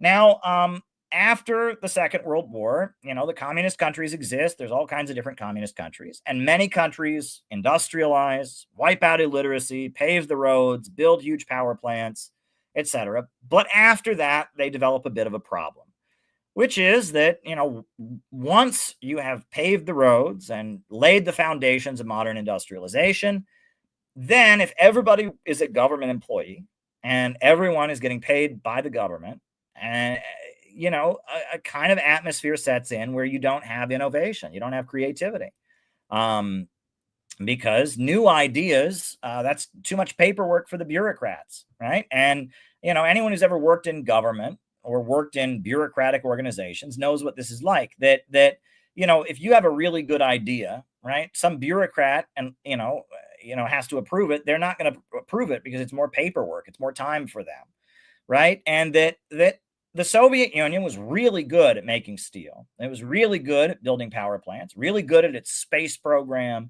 really good at weapons, AK-47, but it was not good at clothing, right? Clothing. They could never keep up with the West because, people, how do you know what clothes to make? Well, that's based on who buys it, who votes with their dollars, what people purchase. Children's toys, they could never keep up with. And consumer goods, the things that make life fun, the Soviet Union really couldn't keep up with that. And the Western countries very much, they boycotted the Soviet Union. It was barricaded. And, consumer goods, blue jeans, Beatles records, all the fun stuff. The West was this fun place full of consumer goods. And the communist countries were countries where there was no unemployment. There was no one went without health care. There was universal literacy and all of that. They had lifted up from third world conditions, but they didn't have all the fun stuff that you have in the West, right? They had a lot more economic security, but they didn't have all the fun stuff that you have in the West. And that became an issue. Furthermore, there was a layer of people in the Soviet Union that were very high achieving people that were completely stifled, right? And you see this, right? In many communist countries, you go there and there's somebody who is really smart, right? And really high achieving, but it doesn't get them anything. You go to Cuba even now, right? You'll see there's many bitter people in Cuba that are doctors, but because of the socialist system, they don't have room for them in the medical system, right? You can meet a taxi driver who's got a medical degree. He could be a doctor, but the Cuban medical system doesn't have room for him, right? And so he's stuck driving a taxi. And, you meet people like that. That's the kind of bitterness, right? Where there's people that are college professors, people that are filmmakers, people that are writers, people that are engineers, people that are, high achieving individuals that kind of feel trapped. And that's what the Berlin Wall was about, right? Most people in East Germany didn't want to leave, but the people who were high achieving did want to leave, right? And that the Berlin Wall was there to keep them in. right? It was there to, basically say, no, we need engineers, we need scientists, we need doctors in the Soviet Union. No, you can't just get up and leave. Your average factory worker did not want to leave, but, your high achieving person did want to leave and go to the West where they could make more money. And that there were a lot of people in the Eastern Bloc who felt very stifled, right? They were very trapped. And on top of that, these countries are barricaded. They're militarily surrounded. They don't have the same type of freedom that we have in the West, right? You can't, if you're seen as being against the Communist Party, you can be disappeared in the middle of the night, right? And that they don't have the same level of freedom. And the high achieving people feel stifled. And that eventually it was those high achieving people, those artists, those filmmakers, it was the most privileged people in the country, often the children of the party elite. They became in awe of the West. And they were convinced that the Western capitalist countries were amazing. The Western capitalist countries were awesome. And they went out in 1989 and they overthrew the government of Czechoslovakia, and they overthrew the government of East Germany, and they overthrew the government of Romania, and eventually they overthrew the government of the Soviet Union. And these countries lost their socialist system. And again, a lot of the people who went out and protested to bring down the Soviet Union didn't want free market capitalism. They wanted socialism, but to have the ability to shop at Walmart, the ability to drink Coca-Cola, the ability to, wear blue jeans, right? And they wanted the ability to have more freedom when it came to making movies. What they didn't realize is that in America, for a big studio to make your movie, you're going to get censored way more than any government bureaucracy in the USSR is going to censor you, right? In the Soviet Union, there's political limitations on what you can say. In America, if you work for a big studio, they're going to regulate everything because their money is on the line. But that's a whole nother story. But the Soviet Union was overthrown, Eastern Europe was overthrown, and the economic results were disastrous. And that's one thing, again, right? Again, all these people who go on about, communism is so bad. The fall of the Soviet Union was an economic disaster. The fall of the Soviet Union led to a rapid drop in living standards, a rapid drop in life expectancy, mass unemployment. People were mass unemployment. People were dying. I mean, the life expectancy went down. Russia lost like 10% of its population. And again, this is why this is a very nuanced conversation we're having here, right? We're not saying communism all good. We're being honest about, what's going on, but we're also not buying into the standard American anti-communist bullshit. Oh, communism was just so horrible. And in the 90s, it was great all across Eastern Europe. People got freedom. Bullshit. All right. There was read Naomi Klein, right? Read Naomi Klein, the shock doctrine, mass unemployment, mass hunger. The suicide rate went through the roof. It was a disaster. The fall of the Soviet Union, the whole country was economically demolished, right? And and the free market, it devastated the place. So let's be honest about this. And again, this is why, for a long time, I was very much a dogmatic believer. I thought that the Stalinist way of doing things was the best way of doing things, that we just adopted the Stalin thing, because no one ever acknowledged the huge achievements of the Stalin era, number one, and no one ever acknowledged the failures of capitalism when capitalism was restored in the USSR. The returning of capitalism to Eastern Europe was an absolute nightmare and disaster by all economic measure. Mass death, mass unemployment, mass hunger, and they never acknowledge that. All these people, it's just this standard American thing. Oh, communism, communism is just a big failure and capitalism is the best. Well, then why didn't things get better when the Soviet Union fell? So, this is a nuanced conversation here, okay? We're acknowledging that the Soviet Union fell for a reason, that they stagnated, people felt trapped, those intellectuals couldn't do what they did. When it came to consumer goods, Coca-Cola and clothing, blue jeans, and they didn't have the freedom, and there was a lot of problems that led to the fall of the USSR. But there's this, again, you want to avoid black and white thinking, right? The world is much more complicated than that. And the black and white thinking, it's because of the black and white thinking that I was attracted to communism to begin with, because I could see through the lies I was being told. They said the Soviet Union never achieved anything. Communism's just never done anything good anywhere. That's just not true. And the fall of the Soviet Union, bringing in free market capitalism in the 90s, was an absolute disaster, right? And they never acknowledged that either. There's this ignorance that every American thinks they know about communism. They know that the Soviet Union was an utter hellhole that never achieved anything. That's not true. They also know that capitalism is this great system. That's not true either. It's complicated. So anyway, the Soviet Union fell. China did not fall. China is still run by the Communist Party. Why? Because in 1976, after Mao died, they started saying, what can we do to not have the problems that the Soviet Union had? And they developed a new economic system, a new economic model called socialism with Chinese characteristics, where the government controls the banks and the government has 5-year plans, but they allow private investment. And in fact, the government helps set up corporations, and they find the engineers and the scientists, and they give them funding to start their own businesses and start up enterprises. And it's a new economic system where the government, it's not free market. The economy is still run by the state and planned by the state, but they use the market, and they don't stifle the innovation of the young people and of the new people. They invest in it and they promote it, and the government has the responsibility to oversee economic growth and utilizing the market to build an overall strong economy, right? A big market sector, but a popular state that comes out of an anti-colonial revolution in charge. And in China, they adjusted their system. And in China today, right, they have 5-year economic plans.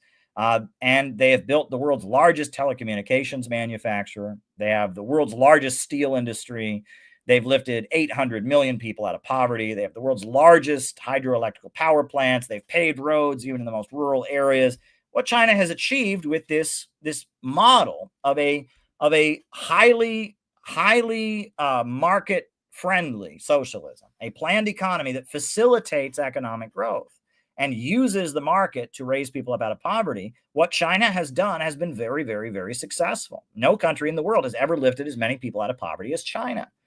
And this model that was kind of pioneered, Deng Xiaoping theory, China's reform and opening up, socialism with Chinese characteristics, is very successful. Now, in the 1990s, after the fall of the Soviet Union, and in Latin America and Eastern Europe, they imposed insane free market policies, right? And in Latin America, it was an absolute disaster. In Ecuador, I was in Ecuador in 1999. The IMF forced them to sell off their state-run oil company, forced them to adopt the US dollar as their currency. It was a disaster. In Bolivia, they had to auction off their water. They privatized their water, and it was an absolute disaster. In Eastern Europe, you had mass sex trafficking and poverty. And, the 1990s was a very difficult time because of neoliberalism. In response to neoliberalism, you got a wave of opposition. And in Russia, it took the form of Russian President Vladimir Putin, who said, look, the neoliberalism, the free market stuff has gotten out of control. And he took office and he said, I'm going to take the oil and the natural gas and I'm going to put them under state control. And he created 2 state-run energy companies, Gazprom and Rosneft, and put them at the center of the economy and used government-controlled energy revenue, the money from oil and gas, to rebuild the economy. And Russia's economy is very planned, but there's a huge market sector, a lot of very wealthy people, right? And it's a lot like China, right? Where China, again, they have the government, controls the economy, but there's a huge market, right? And that's what they have in Russia, right? It's very much inspired by Deng Xiaoping theory.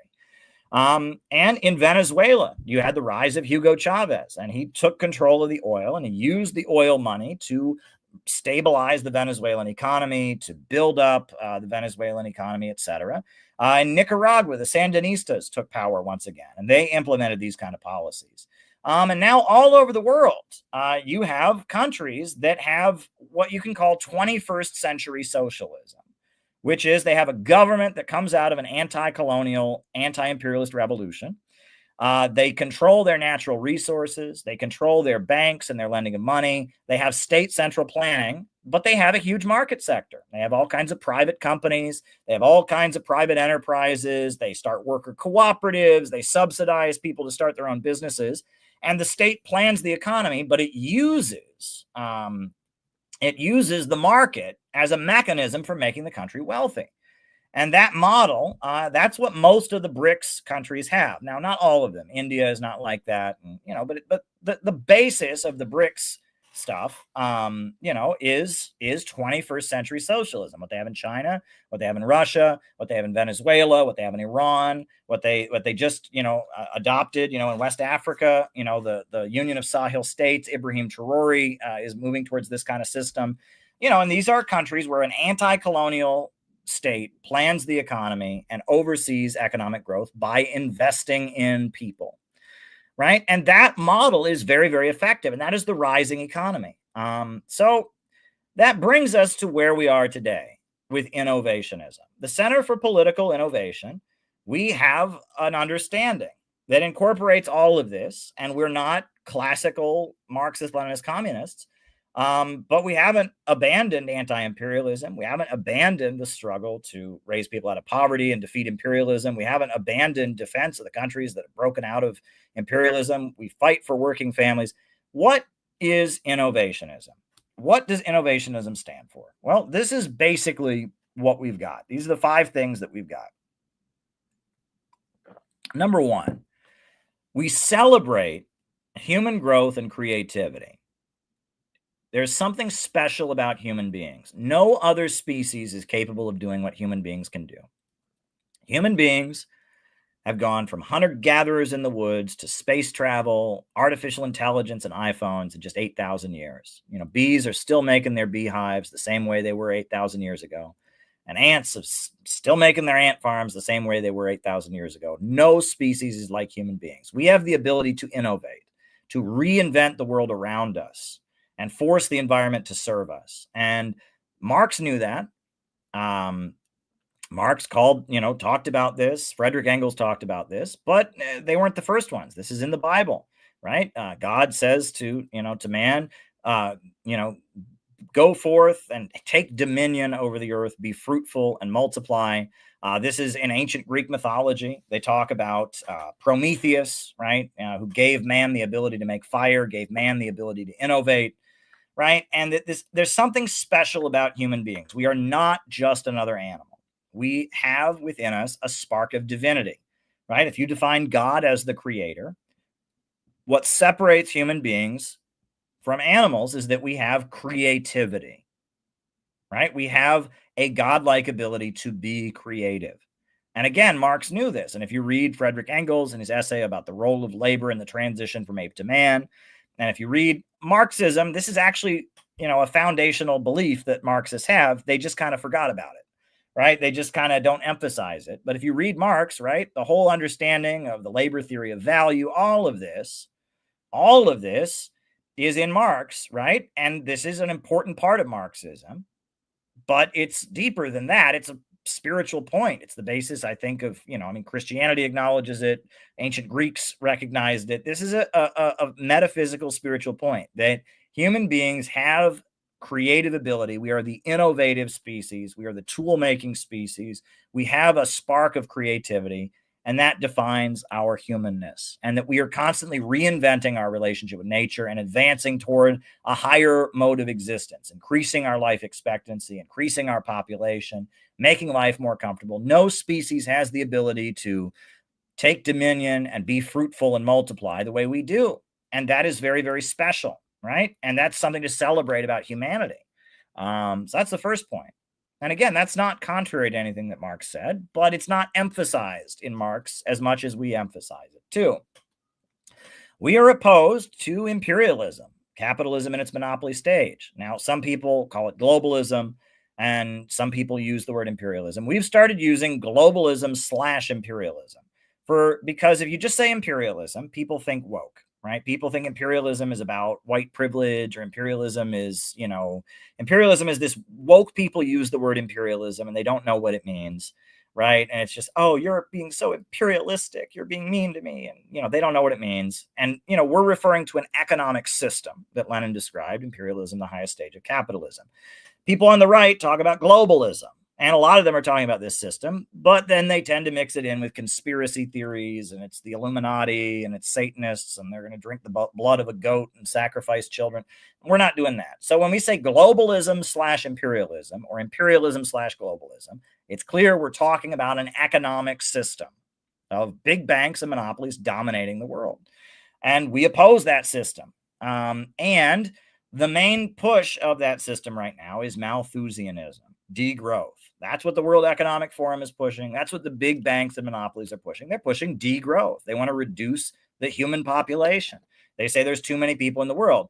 And it's not really about the environment. It's about the fact that they can only stay at the top of the hill if human growth ends, right? Imagine the game King of the Mountain. right? One kid's at the top and he says, game over because I'm at the top. That's what they're doing.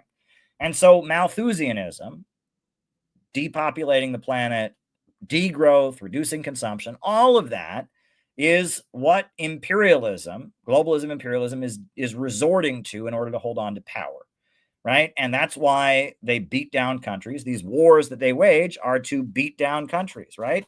These countries, like Libya was the most prosperous country in Africa, but the imperialists beat down Libya and destroyed Libya. And now it's in ruin. And people are drowning in the Mediterranean trying to get out. It doesn't have electrification. Libya has been destroyed by imperialism, right? After the fall of the Soviet Union, they degrew the Soviet Union, closed down the factories, mass unemployment, and then Putin came to power and rebuilt it, right? And that, imperialism is about degrowth, right? And Malthusianism is the economic theory that says growth is bad. And we're opposed to that. And we understand that globalism, imperialism is becoming desperately Malthusian in order to stay in power.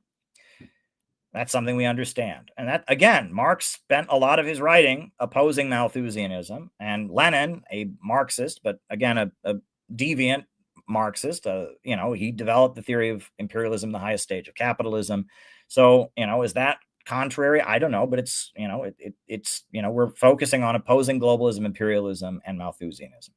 Point number 3, we call for a pro-growth, pro-humanity state. We need a government of action that will fight for working families, and I think that that's basically what all the countries around the world that have broken out of imperialism have. They have anti-monopoly governments. They have governments that are pro-growth, pro-humanity, invest in people, and come out of an anti-imperialist revolution and build up. They have planned economies, 5-year economic plans to build up their people. That's what we need here.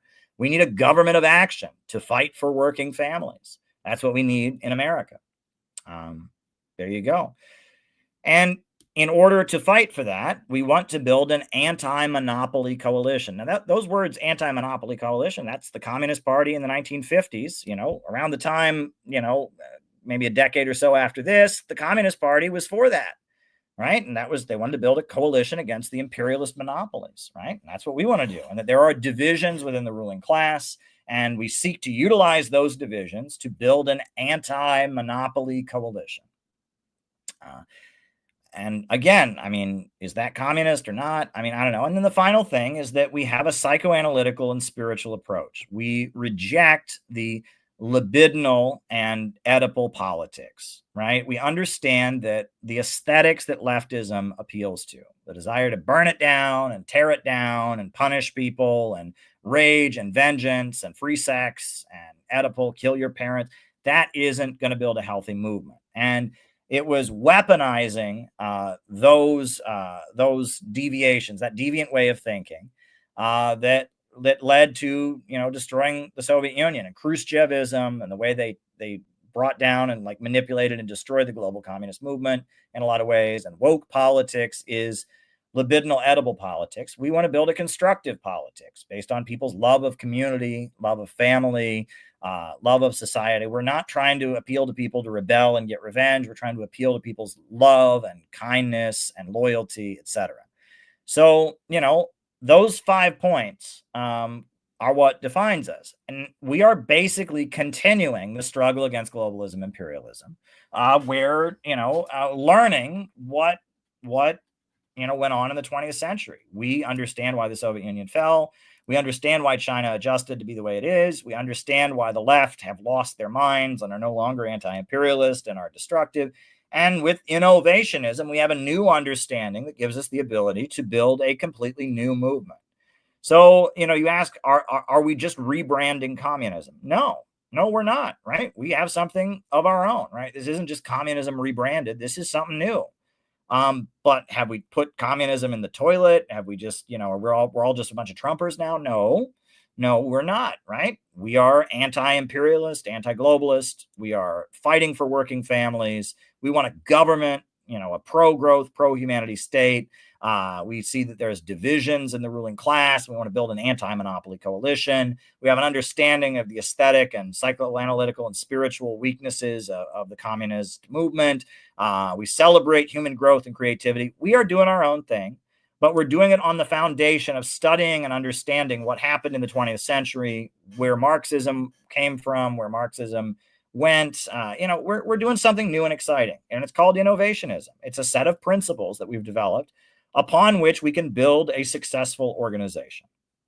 So I hope that this slideshow helped clear things up for everybody. I hope that people can understand what we're doing. I hope it was helpful. I will cut this for the YouTube channel and make it a standalone video.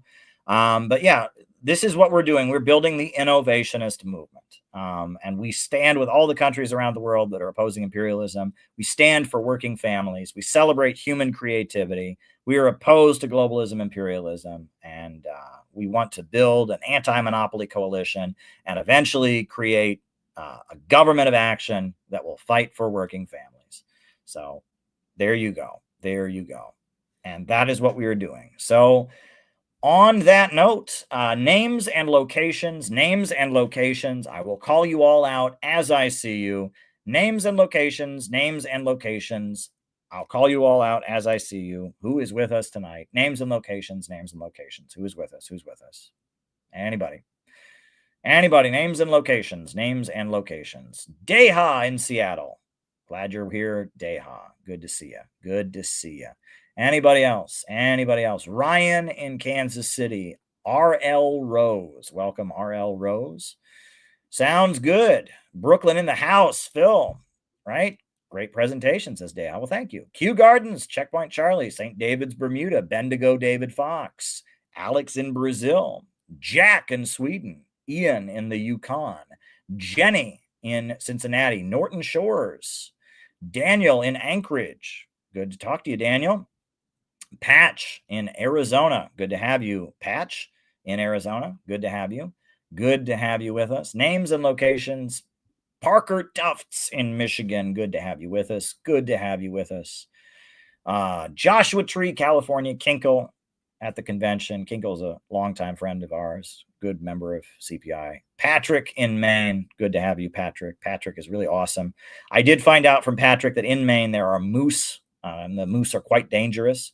I had no idea. I knew about deer being dangerous, but he told me about moose. Every time I think of Patrick, I think of those moose and how dangerous they are. Gabby in Chicago. CPI is doing it. Yes, we are. We were in 9 different cities around the country today and yesterday. I've got so much video to edit. John in Maspeth. Good to see you, John. Tim in South Carolina. I know you're dealing with a family situation. Stay strong, and you're a great member of our community. Viva CPI, Tijuana, Mexico. Thank you, Mundo Cat. Thank you. Names and locations, folks. Names and locations. Who else is with us tonight? Once. All right. Anybody else? Names and locations. If not, I will answer people's questions. I will answer any questions people have. I see we had a number of Rumble rants that have come in. So have we gotten any... someone bought me a coffee. Loving the history lesson, says Wave You. Well, there we go. Thank you. There you go. Thank you. All right. Anybody else on? And you can send your questions. Now you can send your questions via Buy Me a Coffee, or you can send them via Rumble Rants, or you can Cash at me at Caleb Maupin 22. And so Wavu bought me a coffee and said, great history lesson. Well, I am really, really glad to hear that. And Andrew, someone named Andrew, bought me a coffee as well. He didn't leave a comment, but that's appreciated. And yeah, I am taking questions via Buy Me a Coffee. We got Scott in Maryland. So yeah, there's 3 ways to send questions. You can send questions via Rumble Rants. You can send questions via Caleb Maupin 22 on Cash App, or you can go to Buy Me a Coffee. And people are doing that. Buy Me a Coffee is a great way to send questions. It's a really great way to send questions. 2 people have already done it. They didn't have questions though. They just, were appreciating the history lesson. That's good. And I'm glad. And I see we do have some Rumble Rants. So, all right.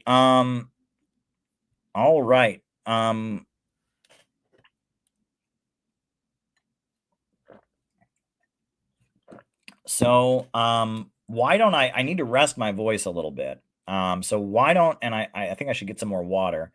So why don't I put on some music, and this will give you all a chance to send more questions, and then I'll come back and answer questions, and then we'll be done.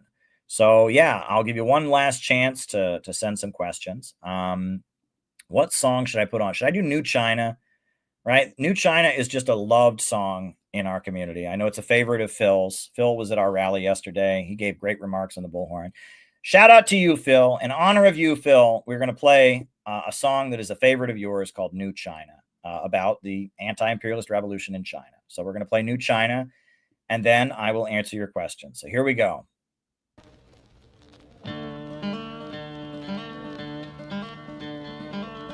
Got to the border, we began to walk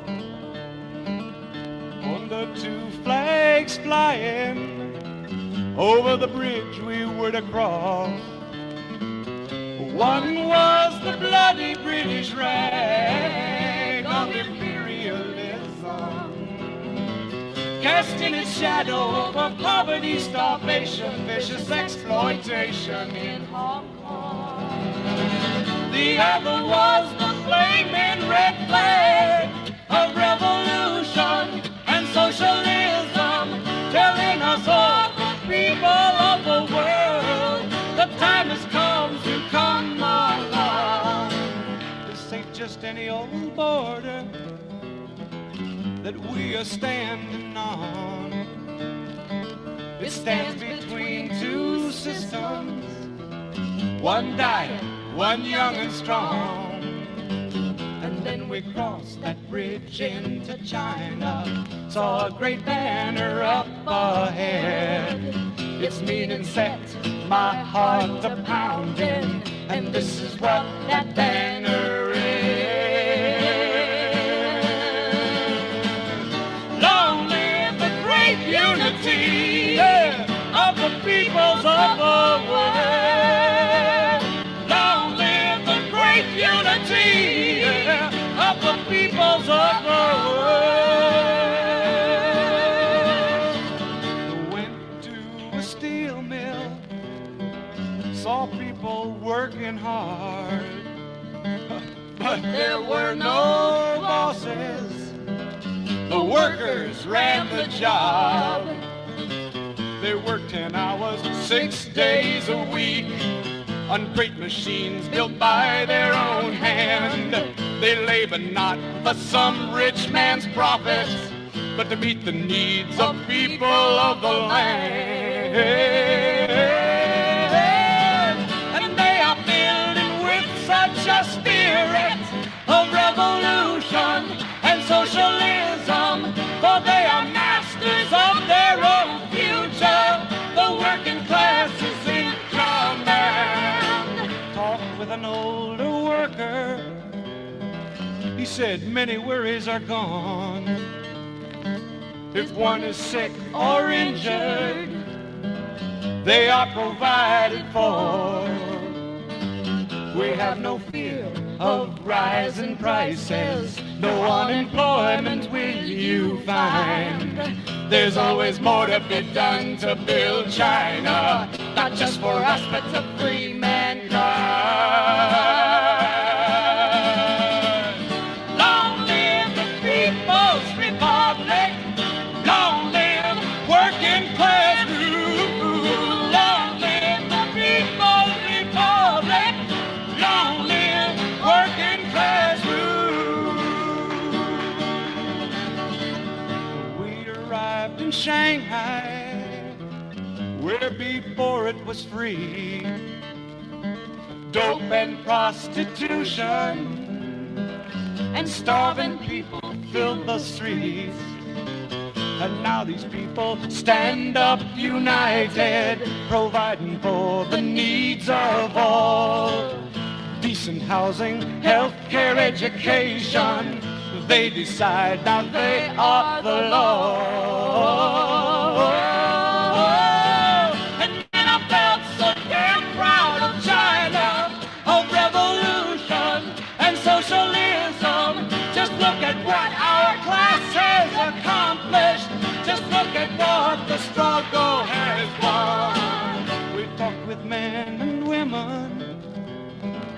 now working side by side, about our many struggles for freedom so long denied.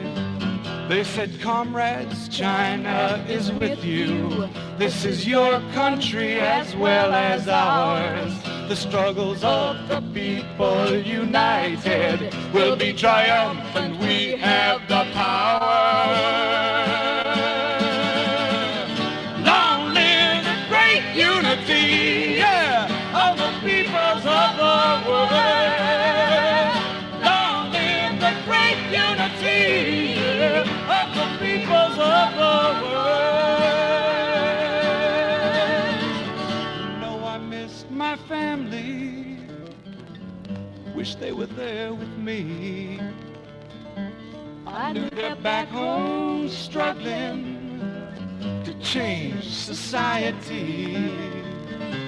And I admit I hated to leave China. You know that freedom kinda grows on you. But now I feel such deep determination to do the job we all have to do. Remember, people, our day's coming. Make revolution, build socialism, to do away with class exploitation, to end oppression once and for all. And I have learned a lesson that I will always heed.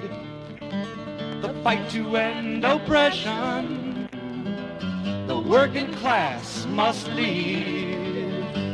For we will build us up a great movement to sweep away the system we're in. And nothing gonna stop us from doing it. We will fight and we will win. Long live the People's Republic. Long live working class rule. Long live the People's Republic. Long live working class rule.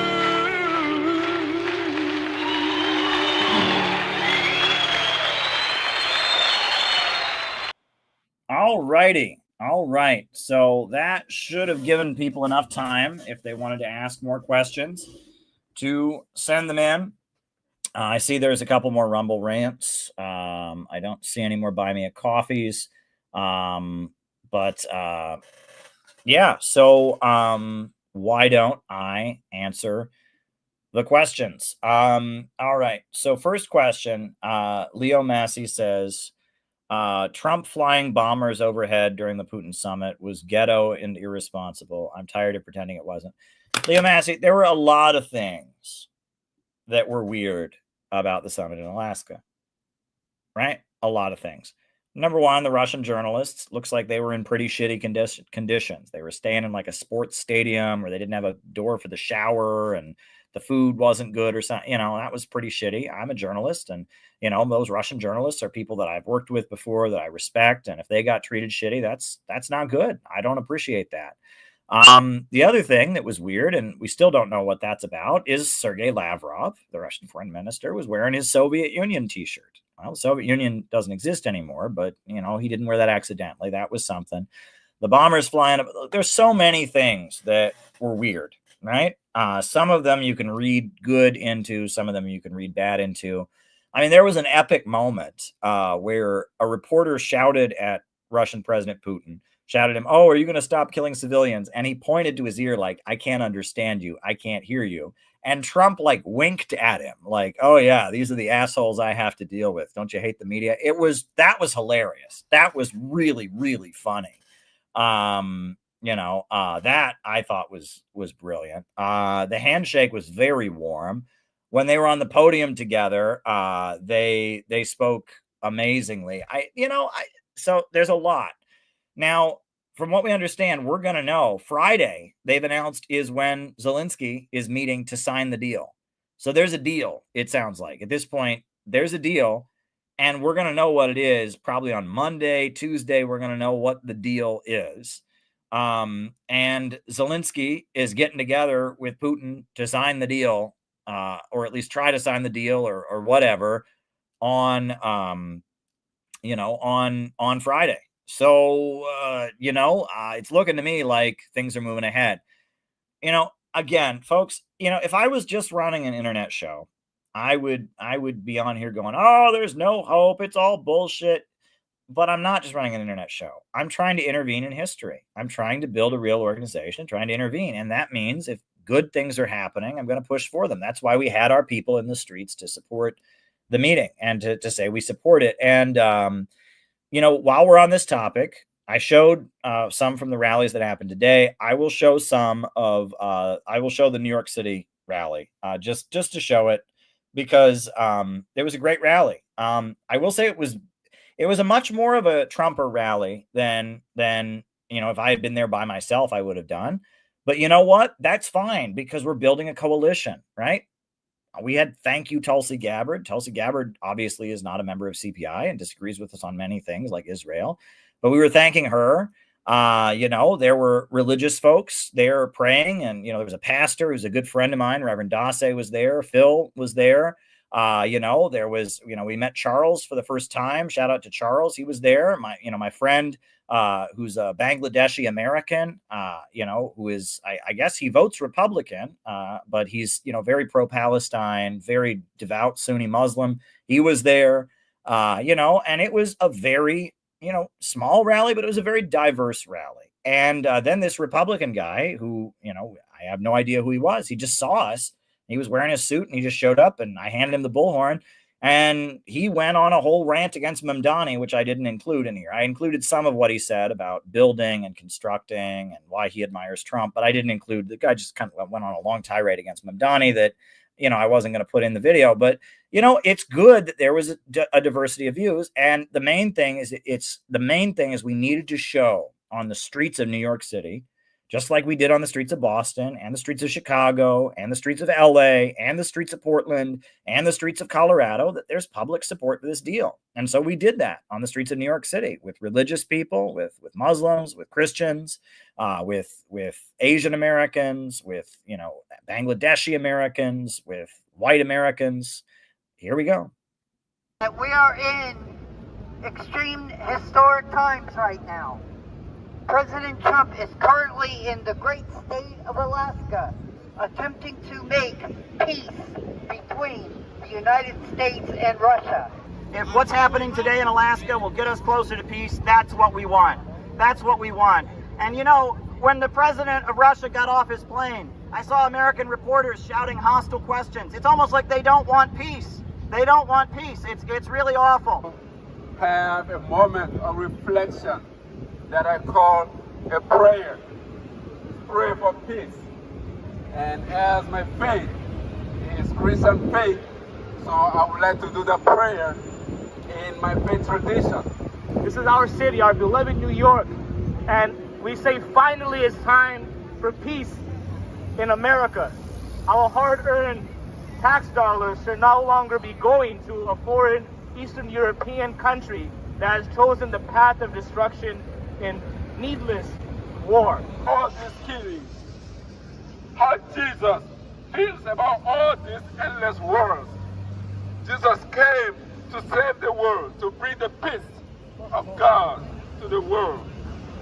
Who is the father or mother who has ever remained, who would ever be happy or remain indifferent as the children are engaged in bloody wars? President Trump wouldn't have been able to even have this meeting if Tulsi Gabbard hadn't revealed that Russiagate was a complete hoax, that there was no Russian meddling in the 2016 election, that they made that up, not just to go after President Trump, but to stop peace, to put Trump in a position where he couldn't do what he's doing today and make peace and reconciliation with Russia. We really thank once again those two presidents, President Donald Trump and President Vladimir Putin, for initiating that peace talk. Many people may not agree with them right now, but down the road that result will manifest because killing will be stopped. But President Trump and President Putin are discussing a tunnel connecting the United States to Russia over the Bering Sea. Think about all the jobs that would create. The Bering Sea Tunnel, the Bering Strait Tunnel. Thousands of Americans could be hired, thousands of Russians, and two countries that have been at odds with each other could be connected through the Bering Strait Tunnel. It's a beautiful, beautiful vision. So, we support peace talks in Ukraine. Yeah. Wow. And also make world peace together. Yes. Amen. Very good. I do. This city, I hope with God they do stop the war. Listen carefully, I know. I hear you. And I like what you're doing. Bible verse is from Matthew chapter 5, verse 9. It is said, "Blessed are the peacemakers, for they shall be called the children of God." The true children of God stand up for peace, because peace comes from God, the Heavenly Father. We want peace with Russia, we want peace with China, we want peace with Venezuela, we want peace with Iran, we want peace with any country in the world. We are for connecting the world with trade. The road to peace is development. When countries are trading with each other and doing business, they're not going to go to war with each other. Think of the tourism and the spots in North Korea that we can visit.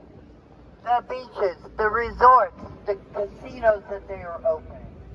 For tourism, just think of also going to Cuba and being able to sit on a beach in Cuba and smoke one of the best cigars in the world.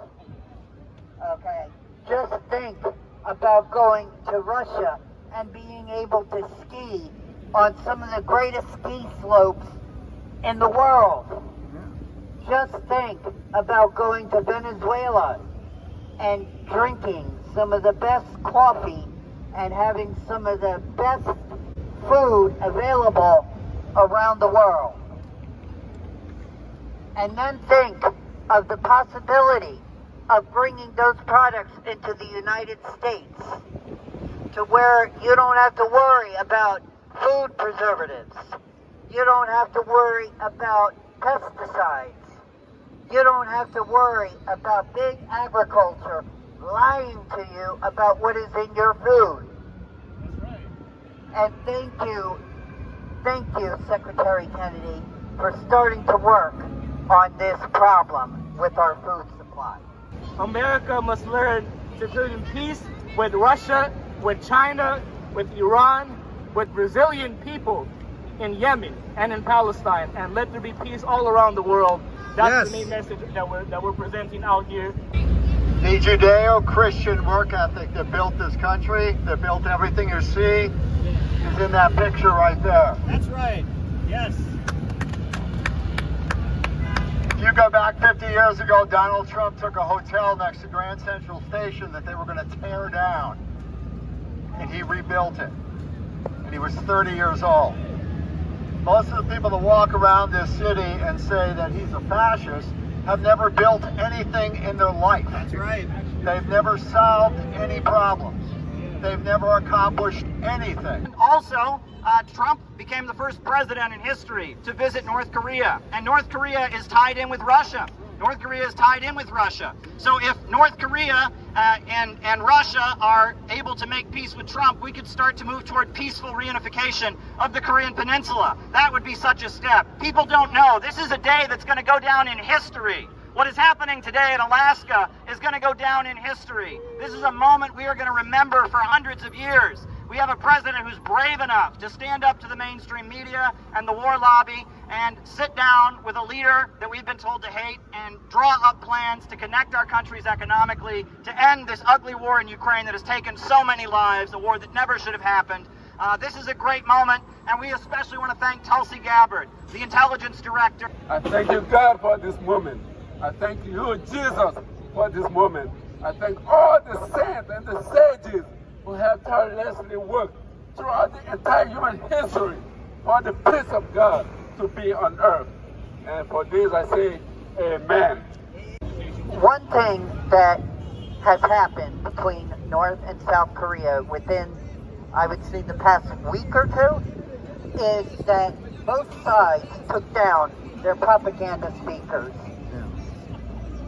They took down their propaganda speakers for the first time since the end of the Korean War, in hopes that President Trump and President Putin are able to come to a peace deal and end the Ukraine war. Now is really the time when God's sovereignty, God's power is coming to really manifest, to substantialize. So as the children of God, we should really support the peace stuff. No matter who we are, we may be Muslim, Christian, Jews, Democrat, Republicans, but the most important is really the peace. Everybody speaks about peace, and that is what really brings us together. Yep, that was our rally in New York City, and we had 8 other rallies around the country. I showed you some of those videos at the beginning of the stream. I'll be editing them tomorrow. It's really good that we could have a presence in the streets, and who else? There should have been loads of people in the streets supporting it. Where were all the other organizations? Shout out to those who did join us, and there were a number of organizations that did join us, and I appreciate that, and we do. So very good. All right, so the next question is good books on African socialism. What makes Russian and BRA projects unique compared to other initiatives in Africa? Well, look, African socialism is a concept. That's Julius Nyerere. No, I'm sorry. That's Kwame Nkrumah, right? The leader of Ghana. And he wrote a number of very good Marxist books himself. He wrote a book called Neo-Colonialism, The Last Stage of Imperialism.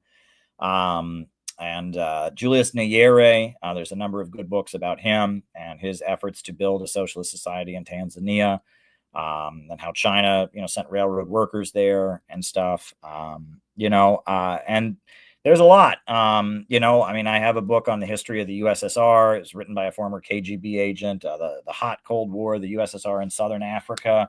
I recommend that. There's a lot on the topic that's out there. I'm trying to just look over at my bookshelf. We've got, there's a number of books written by Nkrumah. The Class Struggle in Africa is one.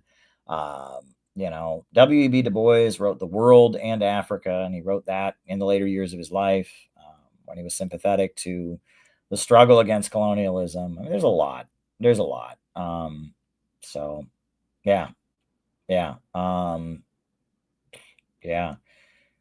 Africa Must Unite by Kwame Nkrumah. Kwame Nkrumah has quite a few books. He was quite an intellectual. And that there's also publications of Thomas Sankara's writings. Pathfinder Press, which is the SWP press, they published the Thomas Sankara writings. I have a volume of Thomas Sankara's writings. So there's that as well. Okay. Very good. All righty. And of course, I would recommend Chairman O'Malley, right? Of the Uhuru movement. He's written some very good books on the topic. He wrote a book called Vanguard about the African Revolution, and there's a lot. There is a lot. And there you go. All right. The next question, and it's also from Leo Messi, says, "Why did Gorbachev fail?" Is fail the right word? I think Gorbachev got suckered. I think Gorbachev and a lot of people that were aligned with him, that were the reformist wing of the Soviet Communist Party, they didn't believe in communism anymore. When Gorbachev got up and talked about universal human values, what he was saying was basically, Marxism, we don't believe in that anymore. We just want to do what's right for everybody. And he really believed that the USSR could become like Sweden or Norway. It could become kind of a welfare state, like a European social democratic country. And they believed that Marxism-Leninism was undemocratic. And, they couldn't say that publicly because that was the Soviet line, but they'd been taken in by the Western left. They were not fans of Reagan. They were not fans of the conservatives necessarily, but they believed that the Western countries would let them become like a liberal welfare state. And that was a lie.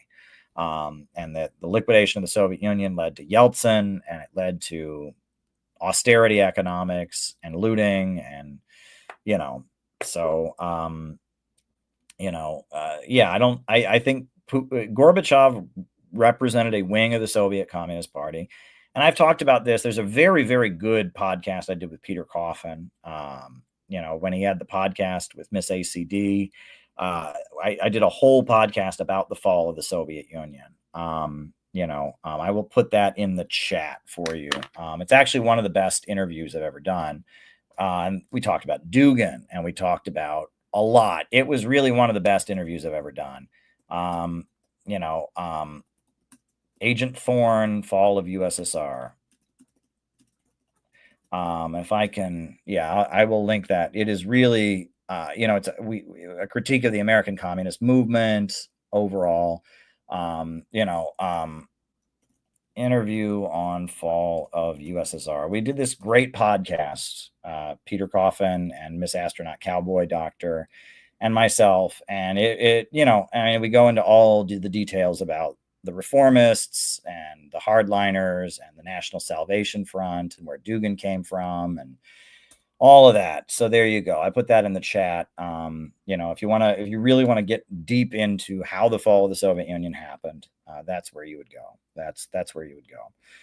All right. Now, Horse Stevens says, would CPI consider reproducing Lenin's piece, Electrification and Heavy Industry? I'm open to it. Is that the one where he says communism is Soviet power plus electrification? Electrification and Heavy Industry by Lenin. I have not read that book by Lenin. I must admit, I haven't. But I'm fascinated, that he wrote such a book. And I have often referenced, communism is Soviet power plus electrification as a quote. Lenin on the development of heavy industry and electrification. Interesting. It's a whole pamphlet. Okay. Dang. All right. Wow. It's got quite a bit of content too.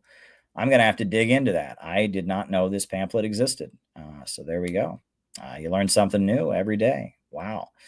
I'm going to have to read it before I answer your question. So have you written any books to include this great concise history that you gave us tonight? Well, the book that's like the basic pamphlet for what it means to be in CPI is called What is Innovationism? And it's for free on the website. If you go to Amazon, you can buy it in print also, but it's called What is Innovationism?